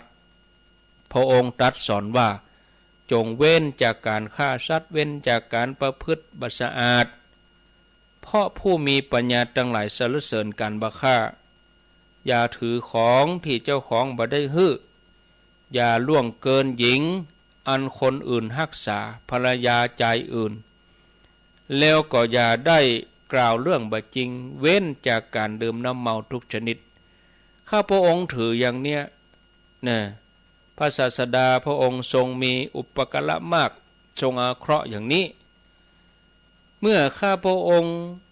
เป็นผู้จะถูกฆ่าได้เสด็จมาแต่ยังวันข้าพระองค์นั้นเป็นผู้เข้าถึงพระพุทธเจ้านี่พระเจ้าตรวจดูอัธยาศัยของเทพบุตรคนทั้งหลายที่มาประชุมกันนั้นพระองค์ก็ทรงแสดงอนุบุพพิกถากรรมว่าอนุบุพพิกถาก็คือธรรมที่แสดงตามลำดับจากง่ายไปหายากคือแสดงเรื่องทานเรื่องศีลเรื่องสวรรค์เรื่องนรกอย่างนี้เป็นต้นไปจนถึงเรื่องอริยสัจสี่เมื่อจบธรรมเทศนานี้ชัตตะเทพบุตรพ่อแม่ของเปิ้นที่เป็นมนุษย์ก็บรรลุโสดาบันคนทั้งหลายก็บรรลุธรรมตามบุญสมปันของเขาชัตตะเทพบุตรเป็นโสดาบันแล้วก็ทูลประกาศความเคารพมรรคเบื้องสูงคือสกทาคามิมรรคอนาคามิมรรคอรหัตมรรคจบแล้วถวายบังคมประธรรมทักษิณไหว้พระพุทธเจ้าพร้อมกับพระสงฆ์แล้วก็ลาพ่อลาแม่ปิกไปบนสวรรค์เทวโลกพระองค์พระสัมมาสัมพุทธเจ้าทรงลุกจากที่ประทับเสด็จไปมีภิกษุแวดล้อมบิดามารดาอาจารย์ของชัตตมนพพร้อมคนทั้งหลายก็ทรงพระเจ้าทรงเสด็จจากนั้นก็ช่วยกันทำชาปนกิจสรีร่างของชัตตมนพณสถานที่แห่งนั้นนี่ญาติโยมเป็นว่าจบไปแถมเรื่องนึงก็เอาไว้สุกหน้าอันนี้เป็นเรื่องผลแห่งความเป็นอุบาสิกา นางเทพธิดานี่คือว่านางพัทธากุมารีได้เป็นเทพธิดาเทพธิดาที่มีชื่อว่าพัทธิธิกาเทพธิดาพัทธิธิกาเทพธิดาเรื่องราวของนางเทพธิดาองค์นี้เป็นจะใดก็ญาติโยมเขาก็รอติดตามในตอนต่อไปเนาะเพราะว่าประเด็นนี้ได้อู้มาชั่วโมงเกิงละชั่วโมงแรกนี่อู้ธรรมะไปเต็มตีเลย1 ชั่วโมงชั่วโมงที่2ก็อู้กันมาเกิงชั่วโมงก็คงจะพอดีเวลาประชาสัมพันธ์ข่าวสารงานบุญเนี่ยสักประมาณ10 นาทีเหลือเวลาน้อยก็ญาติโยมเขาโทรเข้ามาอู้จาสนทนาเปลี่ยนกันถ้าจะมาอู้ไปจนหมด2 ชั่วโมงก็เสียงจะบ่มีวันอื่นจะบ่มีโอกาสได้มาอู้ทำเพราะวันพุธก็จะต้องไปใจเสียงแทมวันพุธนี่จะไปบรรยายธรรมที่วิทยาลัยสงฆ์นครลำปางอำเภอเกาะคาจังหวัดลำปางเนี่ยเปิ่นปฏิบัติธรรมกันเริ่มวันนี้แต่ว่านี่เปิ่นเดินธรรมยาตราญาติโยมที่อยู่ทางลำปางก็เปิ่นประชาสัมพันธ์ที่จะไปทำบุญช่วงเจ้าใส่บาตรที่ไหนญาติโยมได้ยินได้หันก็ไปทำบุญกันอุปถัมภ์ครูบาอาจารย์พระสงฆ์องค์สังฆเจ้าพระนิสิตเปิ่นไปเรียนหนังสือก็ลูกหลานพี่น้องลำปางนะก็เชิญชวนเด้อต่างถิ่นก็มีไปให้การอุปถัมภ์ดูแลพระสงฆ์สามเณรเปิ่นปฏิบัติธรรมวิปัสสนากรรมฐานส่วนการได้ฟังเทศน์ฟังธรรมนั่นก็คืนนี้เนาะก็เริ่มต้นนะคืนนี้ญาติโยมจะไปก็ได้ญาติโยมอยู่ใกล้อยู่หิมไปก็ได้คืนวันนี้วันศุกร์ที่20ท่านพระครูวิจารณ์พัทรกิจเจ้าคณะอำเภอศพปราบเวลาทุ่มกึ่งแล้วก็วันพุธก็อาตมาภาพพระครูอภิวัฒนวิกรมวันที่21เวลาทุ่มกึ่งวันที่22มกราคม2566ท่านพระครูพิสุทธิ์พัฒนพิธานเจ้าคณะอำเภอเกาะคาแล้ววันจันทร์ที่23มกราคมเวลาทุ่มเกิงท่านพระมหาธนบุตรญาณโสภโนเจ้าอาวาสวัดรัศมีธรรมวนารามวันอังคารที่24อาจารย์ท่านพระมหานพดลสุวรรณเมธีเจ้าคณะอำเภอวังเหนือแล้ววันพุธที่25มกราคมพระมหาอินทวงศ์อิสระพานีเจ้าวาดวัดพระธาตุศรีมงคลเวลาทุ่มเกิงส่วนวันที่26ท่านพระสาธิตธีรปัญโยผู้อำนวยการสถาบันธรรมภิวัตรเวลาทุ่มเกิงวันที่27ก็ท่านสมชาติชาตปัญโยอุทยานธรรมพระสุนทรมุนีแต่ละเจ้าแต่ละวันเพื่อก็มีการปฏิบัติธรรมญาติโยมจะไปเลี้ยงน้ำปานะกะเลี้ยงพระทหารเพนกะก็ขอเจริญปอนเนอร์ท่านใดที่มีกำลังพอก็ถวายพระทหารเจ้าพระคุณเจ้าเป็นร้อยถ้าเป็นพระทหารเจ้าก็มือละ 5,000 บาทถ้าเป็นพระทหารเพนก็มือละ 1,000 บาทน้ำปานะมือละ 3,000 บาทนะรวมตามเจตนาเฮาบ่มีเป็นปันเฮาก็หอมเป็นร้อยนะเฮาบ่มีเป็นหมื่นเฮาก็หอมเป็นปันเฮามีเป็นปันเฮาก็หอมเป็นร้อยนะหรือบ่มีเป็นร้อยจะใส่กำ20-50ก็เอาใส่บาททำบุญเวลาเปิ้นไปบิณฑบาตเอามาเปาะมาหอมกันมันก็จะได้นักอยู่นะก็เชิญชวนเด้อญาติโยมท่านทั้งหลายนะขอเจริญปอนตุยที่วิทยาลัยสงฆ์นครลำปางพระสงฆ์เพิ่นก็หลายนะเป็นร้อยๆแล้วก็อาตมาเขาจะไปกันวันที่27ญาติโยมเฮาก็ไปร่วมกันเนาะเปิ้นตานพระป่า28แต่ว่า28เนี่ยอาตมาเขาติดงานบ่ได้ไปก็ไป27พาจะไปก็เจริญปอนเด้อไปแอวเมืองรถม้าไปแอวลำปาง เพราะว่าสถานีเปิ้นนี่ก็เปิ้นอุตสาห์เชื่อมสัญญาณลิงก์สัญญาณฮื้อเอาเครือข่ายขึ้นสีขาวนี่ไปออกคือญาติโยมได้ฟังธรรมะได้ฟังตุเจ้ากว้างขวางบอกว่าเมื่อเจ้าบอกว่าเมื่อตอนบอกว่าเมื่อคืนคึกคืนม่วนใจเฮาไปแตนกุลสถานีที่วิทยาลัยสงฆ์นครลำปางจะไปฟังม่วนท่านท่านจัดรายการม่วนนะอันนี้เน้นในพื้นที่หลายอำเภอหลายตำบลหลายหมู่บ้านกับเปิ้นสืบชะตาวันที่28นะญาติโยมจะไปสืบชะตาก็เจริญพรพระสงฆ์ถึง108รูปก่อนสวดสืบชะตาคือเฮาถ้าเราลองไปจัดคนเดียวเนี่ยเก้าตนนี่บ่โทษละวุ่นละวืออันนี้เปิ้นจึงมีหั่นแล้วพระปลายบปก็เป็นพระนิสิตเปิ้นมาปฏิบัติธรรมถึง10 วันแล้ววันสุดท้ายเปิ้นจะสืบชะตาฮื้อตัวญาติโยมก็ไปกันเนอะจะได้เหมือนกันงานตรงกันถ้าตรงกันนี่อาตมาเขาก็ไปอยู่โดยปุ้นละกันไปสวดโดยปุ้นละกันมันตรงกันเนาะแต่ก็อย่าไปวันที่27ไปร่วมทำบุญตอดผ้าป่าไปร่วมทำบุญโดยปุ้นนะวันที่27ญาติโยมอยากปะอยากพบอยากอู้อยากจาอยากสนทนาอยากร่วมบุญตัวก็วันที่27ไปฉันเพลบุญนะฉันเพลที่มจรบุญนะก็ประมาณ10 กว่ารูปส่วนญาติโยมเองก็ไปอย่าไปก็จัดรถกันไปเองเนอะจัดรถกันไปรวมตัวกันไปเองเฮาได้ไปที่ไหนมาบนแต่ไว้ไกลอันนี้ไปปิกไม่ได้ไปนอนนะอันนี้ไปปิก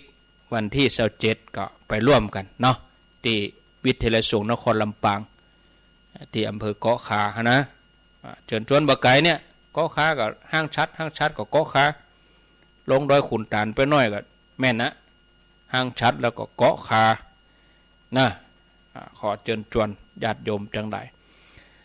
เอาแล้วต่อไปก็แถมงานหนึ่งอันนี้งานพระราชทานเพลิงศพงานพระราชทานเพลิงศพพระครูสถิตสุภวัตรอดีตเจ้าวาดวัดพุทธเอ็นตำบลช่างครึ่งอำเภอแม่แจ่มจังหวัดเชียงใหม่เปิ้นจะตานเมนเอาศพลงนอนประสาทวันที่26 มกราคมเลย6 วันเกี่ยมงานกันฮะเนาะพระครูสถิตสุภวัตรนี่เปิ้นได้มรณภาพเมื่อวันที่28 สิงหาคมปีที่แล้ว2565ด้วยโรคชราเปิ้นก็บำเพ็ญกุศลมาตลอดจนถึงปัจจุบันนี้มีกำหนดพระราชทานเพลิงศพท่านพระครูสถิตสุภวัตรอดีตเจ้าวาดพุทธเอ็นอำเภอแม่แจ่มในวันที่30 มกราคมเปิ้นจะพระราชทานเพลิงศพแล้วก็ตั้งแต่วันที่26เป็นต้นไปจนถึงวันที่29เมื่อคืนก็ไปฟังเทศน์ฟังธรรมญาติโยมบัดสะดวกไปเมื่อวันก็ไปเมื่อคืนบัดสะดวกไปเมื่อคืนก็ไปเมื่อวันก็ว่าจะไปถึง2ถึงเมื่อวันเมื่อคืนก็คนละบรรยากาศเมื่อวันก็ไปแหมยางไปบรรยากาศเมื่อคืนก็ไปแหมยางอยู่บ้านจ้างไปไหนอยู่บ้านก็ใกล้ไปเอววัดไปก็ไปปูจาหรือว่าปูจาผ้าไตรพอวันที่30 มกรานี่เปิ้นจะฮื้อหมูชุดขาวทั้งนั้นไปตอดนั้นเขาไปตอดเลยเขาไปตอดตั้งแต่วันทุกวันก็ได้เขาไปตอดผ้าไตรทุกวันปูจาตามเจตนาหลัวกาผ้าไตรกาอีน่ะก็เจริญปอนเนอร์อาตมาภาพก็จะได้ไปแสดงธรรมที่วัดพุทธเอ็นนี่คืนวันที่28นะคืนวันเสาร์27ไปลำปาง28ไปแม่แจ่มช่วงนี้นี่เดินทางบ่อยหน่อยญาติโยมนะก็หมดแล้วก็ข่าวประชาสัมพันธ์ลืมไปวันพุกนี้วัดมงคลวลีเปิ้นจะยกจ่อฟ้าทำบุญอายุวัฒนมงคลท่านพระธิการวุฒิประภาโสเจ้าวาดวัดมงคลวลีแล้วก็ยกจ่อฟ้าวัดมงคลวลีตัวต ตำบลขวงเปาอำเภอจอมทองนี่นะเวลา9 นาฬิกา27นั่นก็เกือบลืมไปวัดต้นแห่นหลวงเปิ้นจะทำบุญตานเสนาสนะปอยเถาะให้เนาะตานไม้ตานคาเปิ้นดากันที่วัดมดวันที่27 มกราคมเนอะที่วัดต้นแห่นหลวงตำบลตาวังเป้าอำเภอสันปะตองจังหวัดเชียงใหม่ก็เชิญชวนญาติโยมไปร่วมบุญกันเอาแถมงานหนึ่งสุดท้ายแถมงานหนึ่งตามสำนักงานเทศบาลตำบลหนองพึ่งขอเชิญชวนหมู่ผู้สูงอายุโรงเรียนหนองพึ่งโรงเรียนหนองพึ่งอายุวัดวิทยาผู้สูงอายุประมาณ100 กว่าคน120 คนไปฟังบรรยายธรรมที่เทศบาลตำบลหนองพึ่งวันที่1 กุมภาพันธ์ 2566อันนี้ก็ไปฟังธรรมกันแต่มาจะไปบรรยายธรรมที่หั่นเนาะที่เทศบาลตำบลหนองพึ่งอีกข่าวหนึ่งตะกี้ปะท่านพระครูบนวัดแม่ห้วยเงินเปิ้นได้ฝากประชาสัมพันธ์มาอันนี้จะมีโครงการสืบสานต่อของจิตอาสาเปิ้นจะมอบของฮื้อโรงเรียนบ้านแม่มุบ้านแม่มุอำเภอดอยสะเก็ดไม่ใช่ขอโทษอำเภอแม่แจ่ม อำเภอแม่แจ่มนะอำเภอแม่แจ่มจังหวัดเชียงใหม่โรงเรียนบ้านแม่มุเดินทางไปมอบกันวันที่24วันที่24 มกรานี่อาตมาก็จะได้ไปเหมือนกัน24ไปแม่แจ่ม28ไปทำกรรม30ก็ไปพระราชทานแถมกรรมก็เชิญชวนใครจะร่วมบริจาคญาติโยมอยู่ในพื้นที่อำเภอดอยสะเก็ดก็ไปบริจาคได้ที่วัดแม่ห้วยเงินอำเภอดอยสะเก็ดท่านพระครูหิรันสุภาธาดาวัดแม่ห้วยเงินกู้ภัยโพเงินนะก็จะเดินทางกันวันที่24 เวลา 6 โมงเช้าไปกินข้าวตอนที่แม่แจ่มปุ่นนะก็เอิ้นเชิญชวนตัวไปจะร่วมเดินทางไปได้ร่วมเดินทางกับไปบริจาคอันนี้มอบเพื่อโรงเรียนบ้านแม่มุตำบลแม่นาจรก็บ่แน่ใจนะตำบลแม่นาจรนี่จะได้หมู่ญาติโยมแม่แจ่มจะโทรมาบอกก็โทรมาได้ถ้าวิทยุไปถึงก็ไปห่วมวันนั้นก็ได้ไปถึงห้านก็ตอนบ่ายที่โรงเรียนบ้านแม่มุอำเภอแม่แจ่มนะวันที่24บริจาคของบริจาคเป็นสาธารณะให้กับโรงเรียนบ้านแม่มุ0998366322วางสายแล้วเปลี่ยนกันอาตมามาได้ชั่วโมงเกิงละอยู่ที่ไหนจังใดฟังอยู่ก็ฟังฟังได้ยินทีก็1 สาย 1 กำลังใจยังดียังมีคนฟังอยู่ก็จะมีธรรมะมีอย่างมานำเสนออยู่ตลอดวางสายดักแซบนี่ก็กันนี้ก็ดักแซบเหมือนกันนะ เจริญพรมาจากการครับอาจารย์ฟังโมกครับพ่อกิจครับหลวงพ่อกิจครับฟังเพลินเลยผมกำลังทำงานอยู่วันนี้วันตรงด้วยตรงผมครับวันนี้วันโกนครับครับแล้วโกนให้ลูกศิษย์เขาเนี่ยดีแล้วขึ้นมารับฟังอาจารย์อยู่ครับฟังอยู่ขอบคุณนะช่วยอาจารย์บ้างอาจารย์จะได้พูดน้อยหลวงพ่อคุยก็ฉันน้ำเท่าไหร่อาจารย์ถึง70ยังอันยังก็อายุ70ยังผมก็ยังไม่ถึงยังไม่ถึงย่านผม76แล้วครับเป็นหลวงพี่หลวงพี่กิจให้หลวงตาก็พอแล้วไม่ต้องครับเป็นหลวงตาก็ดีแล้วไม่ต้องไปยุ่งยากใคร70 ปลายแล้วเนาะ20มันจ่ายแล้วอาจารย์ครับ20แล้วนะโอ้ดีดีแล้วครับ ช่วยกันช่วยกัน ครับ ขอให้อยู่ขอให้อยู่ช่วยกันสาธุเปิ้นอยู่ได้ชุดหยอดละโอ้70 ปลาย20 ภาษาเจริญพรบริษัทเจ้าท่านพระครูเมืองฝางฟังชัดเจน เมือง ดีอยู่ ฝาง เจ้า นี่บ้านหยังเมืองฝาง แจ้งหัวลินเจ้า แม่สีทอนกะ แม่จันทรีเจ้า โอ้แม่จันทรี อยู่ในประการเจ้า โอ้แม่จันสีได้ยินทีก็ เจ้า แม่จันสีได้ยินทีก็แม่ เจ้าได้ยินทีเจ้าได้ยินชัดเจนชัดดีเจ้า แม่จันสีเนาะชัยฝางเมืองฝางเนาะ เจ้าเวียงฝาง อ้าวโมทนา0998366322วันผู้เมื่อเจ้านี่ก็ตัวลุงยองได้เข้านะผู้มาเจ้านะเพราะว่าเป็นศีลใหญ่อาตมาก็พอสถานการณ์ก่อนวันพวกนี้ก็อาจจะเข้าแดนตุลุงบนตี3ถึงตี5ก็เวลาปกตินะรายการปกติ0998366322จะเลินพร เจ้าธรรมศาสตร์เจ้าท่านพระครู โทษจากจังใด ดอนใจประเด็นนะเจ้า ดอนใจป่าแดดแม่พิมพ์กะ เจ้า แม่พิมพ์ก็แม่นวล อันนี้มันนวลเจ้า แม่นวลเสียงก็เหมือนกันจำผิดจำถูก แม่นเสียงคล้ายๆกันนะ คล้า เจ้าย กันไป ว่าสีชัดเจนดีเจ้า ว่าสีไฟหินเนาะ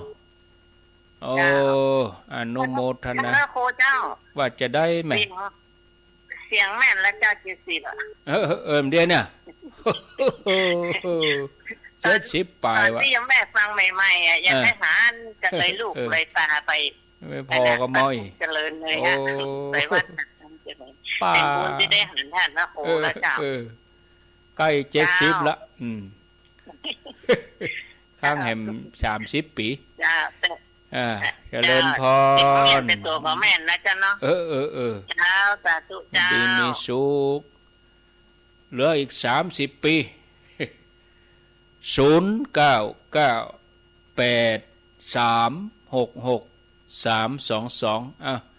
มีเข้ามาจะจะสนทนาจะถามปัญหาก็ได้เวลาปะลุทำปัญหาได้นะกันไปพี่น้องลำปางอย่างดักปิ้งโอ้โทรขอเพลงนี้อดได้ โทรมาเริ่มมีแผลว่าอย่างอันนี้ว่าเอาโทรมาแล้วจะได้หัวฟังอยู่เจริญพร ไว้สาเจ้าท่าน โทรจากจังใด โดยเต่าเจ้า โอ้โดยเจ้าบนอันบ้านอย่างเป็นสองที่ฟังท่านมาเจ้ากับพอดีเมื่อไรนี่เปิดเฟซบุ๊กเจอท่านเลยโทรมา อยู่แป้ง2แล้วก็เปิดเฟซบุ๊กเจ้าเข้าท่าดีแต่ เข้าท่ามันตันสมัยดีโอ้เจ้ามันตันสมัยไปเดียวเนาะอยู่นี่ก็ได้ยินได้หันตัวกันได้ไปที่ไหนกับม่วนดีนะเนาะเจ้าทนบริกรรมอนุโมทนาบุญนะเจ้าท่านเจ้าธรรมะยำแรงเจ้าชัดเจนดีเจ้าสาธุพี่น้องแปลง2โดยเต่าเจริญพรโทษจากไหนจากบ้านข้าวของแปลงเจ้าแม่นางอ้วนกะเจ้าสบายดีแล้วกะแม่เจ้าสบายแล้วเจ้าสบายดีแล้วเนาะเจ้าฟังเจ้าแล้วกะฟังตั้ง3 โมงแล้วกะฟังเจ้าอนุโมทนาบุญเนอะฮะเมื่อเริ่มได้โทรหาท่านเป็นยังฟังอยู่สาธุแม่นางอ้วนนี่อยู่อันร้องกองเข้าสันกำแพง0998366322 รับสายเจริญพรเหลืออีก17 นาทีเจ้าได้ฟังอยู่ไหมเจ้าแม่อยู่ที่ไหนสีโพธารามเจ้าสีโพธารามเจ้าอย่างเนิ่งเนาะเจ้าชื่อแม่หยังฮะแม่สุกแก้วเจ้าแม่สุกแก้วเจ้าโอ้ชื่อสุกแก้วเหมือนกันนะโอ้โมทนาเนอเจ้าสาธุเจ้าสาธุสีโพธารามจากอันสันกำแพงก็มาสารปี0998366322เจริญพรวิดวอดเป็นวิดวอดไปอ่ะเจริญพรจากไว้สาช่องโทษจากที่ไหนจากตะลอเจ้าตะล่อนี่มันได้เจ้าตะล่ออีกอ่ะแต่ว่าได้โทรบ่ได้เจ้าไก่นี่ต้องโทรพ่องเจ้าเดี๋ยวคนตั้งไก่บอกว่าโอ้หมูไก่เขาบ่ใจฟังเห็นมะฟังตลอดเจ้าแต่บ่ได้เจ้าในยินทีเนาะเจ้ายินชัดเจนดีเจ้าอยู่ดีมีสุขไว้สาเจ้าตาล่อโดยรอมาไก่บ่ใกล้กันพรหมมงคลท่าล่อยังจะไอเห็นละจะมาไอเนี่ยอย่างเนี่ยไอแล้วก็บ่ไอเห็นนี่ไอหาดไปเลยไอหาดไปเหรอ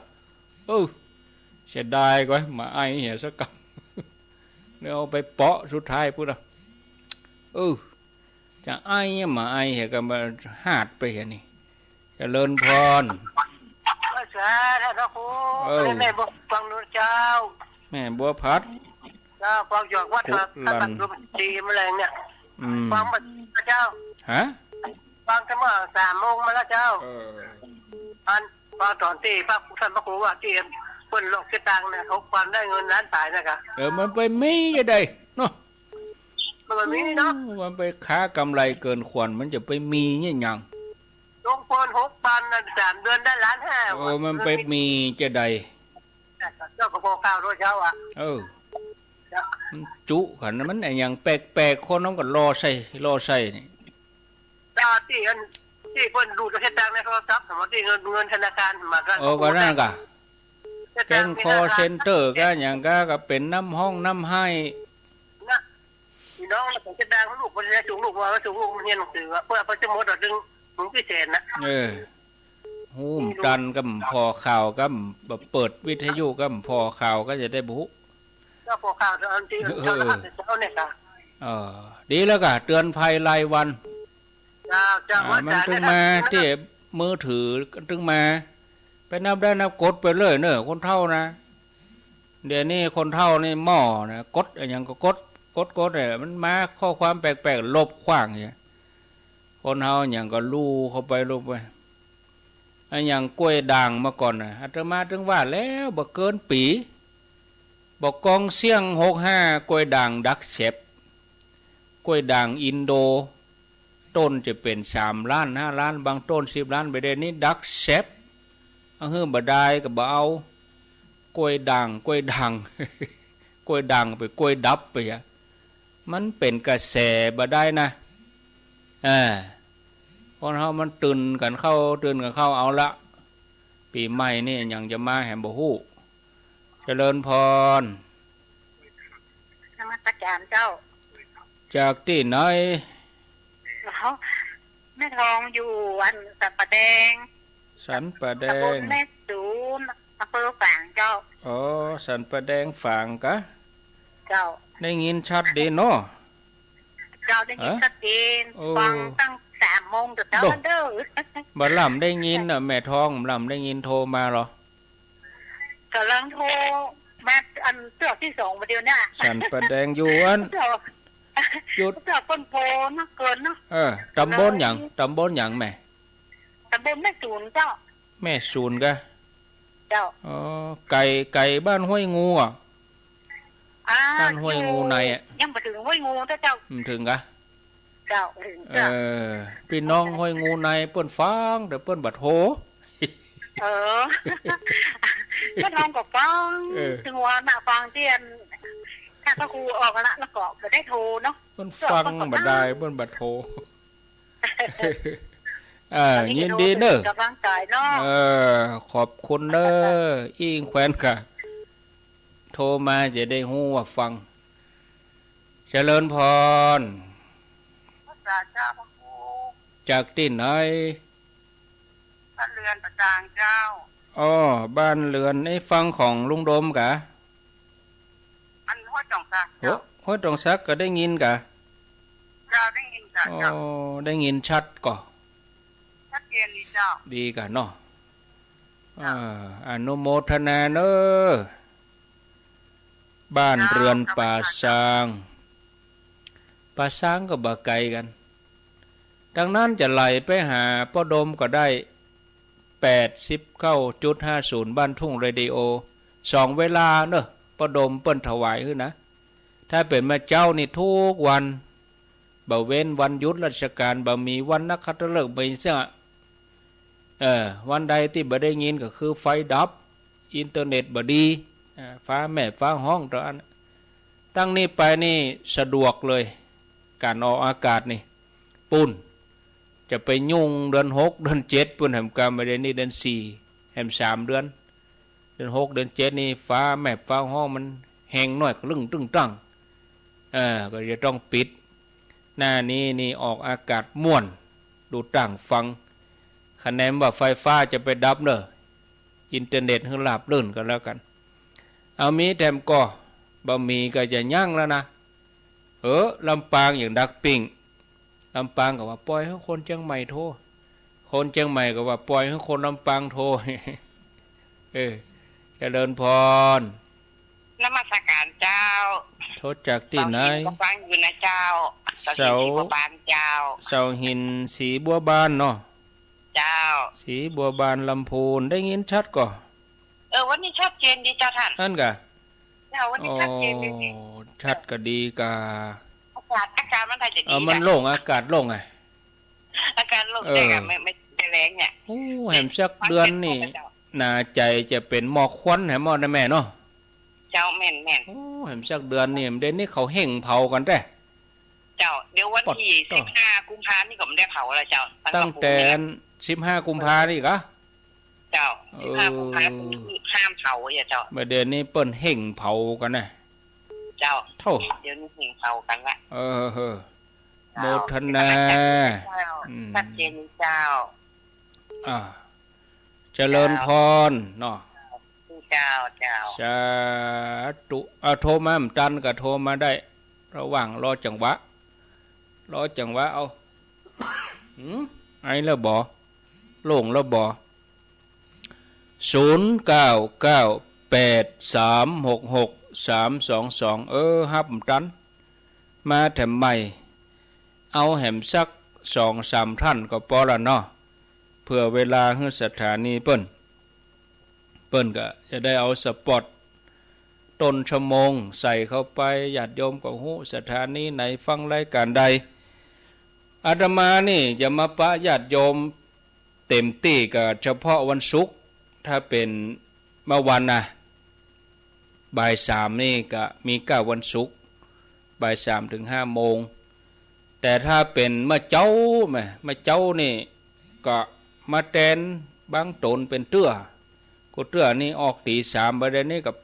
เอาเวลาให้ตนอื่นไปนักตัวเก่าไปจัดตี5ก็มีวันจันทร์วันจันทร์วันพุธแล้วก็วันพัดเนาะวันการนี้เป็นท่านสาธิตวันศุกร์ก็เป็นท่านพระอาจารย์เมตรีกับท่านพระครูชลทานอย่างแต่เจ้านี่ท่านพระครูชลทานเพิ่มไม่ได้จัดอาตมาก็แทนเปิ้นเนี่ยเจริญพรติดแล้วไปเมืองแม่ริมเจ้าอำเภอแม่ริมเจ้าแม่ริมนี่บ้านอย่างแม่ริมบ้านเวียงบัวเจ้าได้ยินชัดดีก่อ ชัดเจนเจ้าก็หาโทรมานี่เนาะอยู่ที่มันวัดดาราพิมุกเลยเจ้าดาราพิมุกหันมาตรงนี้จ้าก็ไกลไปไกลมาอยู่ไปเชียงดาวพ่องไปฝังพ่องเนี่ยกะเจ้าฟังแค่ที่วันเจ้าตั้งแต่รอวันพุธเนี่ยก็ตั้งแต่รอเลยดีแล้วกะแต่เจ้าแต่ว่าได้โทรได้เจ้าขอบคุณเนอะเจ้าโมทนาลำได้ยินโทรมาแต่อันนี้อยู่แม่ลิมก็สายเหนือปุ่น16:54 หมู่ตังในเวียงหรอตังหมู่ในเวียงหรอ0998366322เจริญพรเจ้าท่านพ่อครูหนองพระขามเจ้าอันนี้หมู่บ้านไก่บ้านอยู่ไก่เจ้าบ้านอยู่ไก่แม่หลวงอยู่ไก่นี่เจ้าฟังอยู่ได้ยินชัดเนาะได้ยินชัดเจ้าไปหานั้นในเทศเพื่อนนั้นถ่ายรูปการที่บ้านพ่อครูขอถ่ายรูปหาได้ก็เป็นดีม่วนเนาะม่วนดีเห็นเตื้อเกียมไปเนอะมีนะก็ทำไม่ได้ตั้งใจก็ว่าตั้งใจกับมุนเนาะที่ไหนธรรมชาติแล้วถ้าธรรมชาติดีปุ่นมีนาก็ไปแหมกำมีนานี่เปิ้นไปยกเจ้าฟ้าโบสถอ่ะจนมีนาผู้ก่อนอยู่ดีมีสุขสาธุเอาละยุดเนาะก็แม่หลวงสายฝนเปิ้นมาปิดท้ายฮื้อเอาไว้เต้าอี้ก่อนนะญาติโยมเอาไว้เต้าอี้ก่อนเนาะพอสมควรแก่เวลาก็วันนี้มีเวลานักได้ญาติโยมโดยได้รับสายด้วยสายแรกนี่เป็นหลวงพ่อกฤษเชียงดาวสายที่สองนี่อันฝางเมืองฝางสายที่สามนี่ก็แม่นวลป่าแดดดอนใจสายที่สี่แปลงสองดอยเต่าสายที่ห้าแม่นางอวนล่องกองเข้าสายที่หกสีโพธารามอย่างหนึ่งสารปีสายที่เจ็ดก็ตาล้อดอยลอสายที่แปดแม่บัวพัดกุลันอำเภอฝางสายที่เก้าแม่ทองอยู่บ้านสันประแดงปุ่นตำบลแม่สูนอำเภอฝางสายที่10บ้านเรือนป่าซางลำพูนสายที่11เสาหินสีบัวบานละปูน โอ้จะไอ้หะมะเดี๋ยวก่อนคือมันเลี้ยวรายการก่อน สายที่12แม่ริมสายที่13นี่ก็หนองพระขาวแม่หลวงสายฝนเอาจบครบถ้วนกระบวนความวันนี้ผมได้อ่านชื่อที่เปิ้นบริจาคก็เอาไว้โอกาสหน้าก็มีตกค้างอยู่นักอยู่ญาติโยมนะ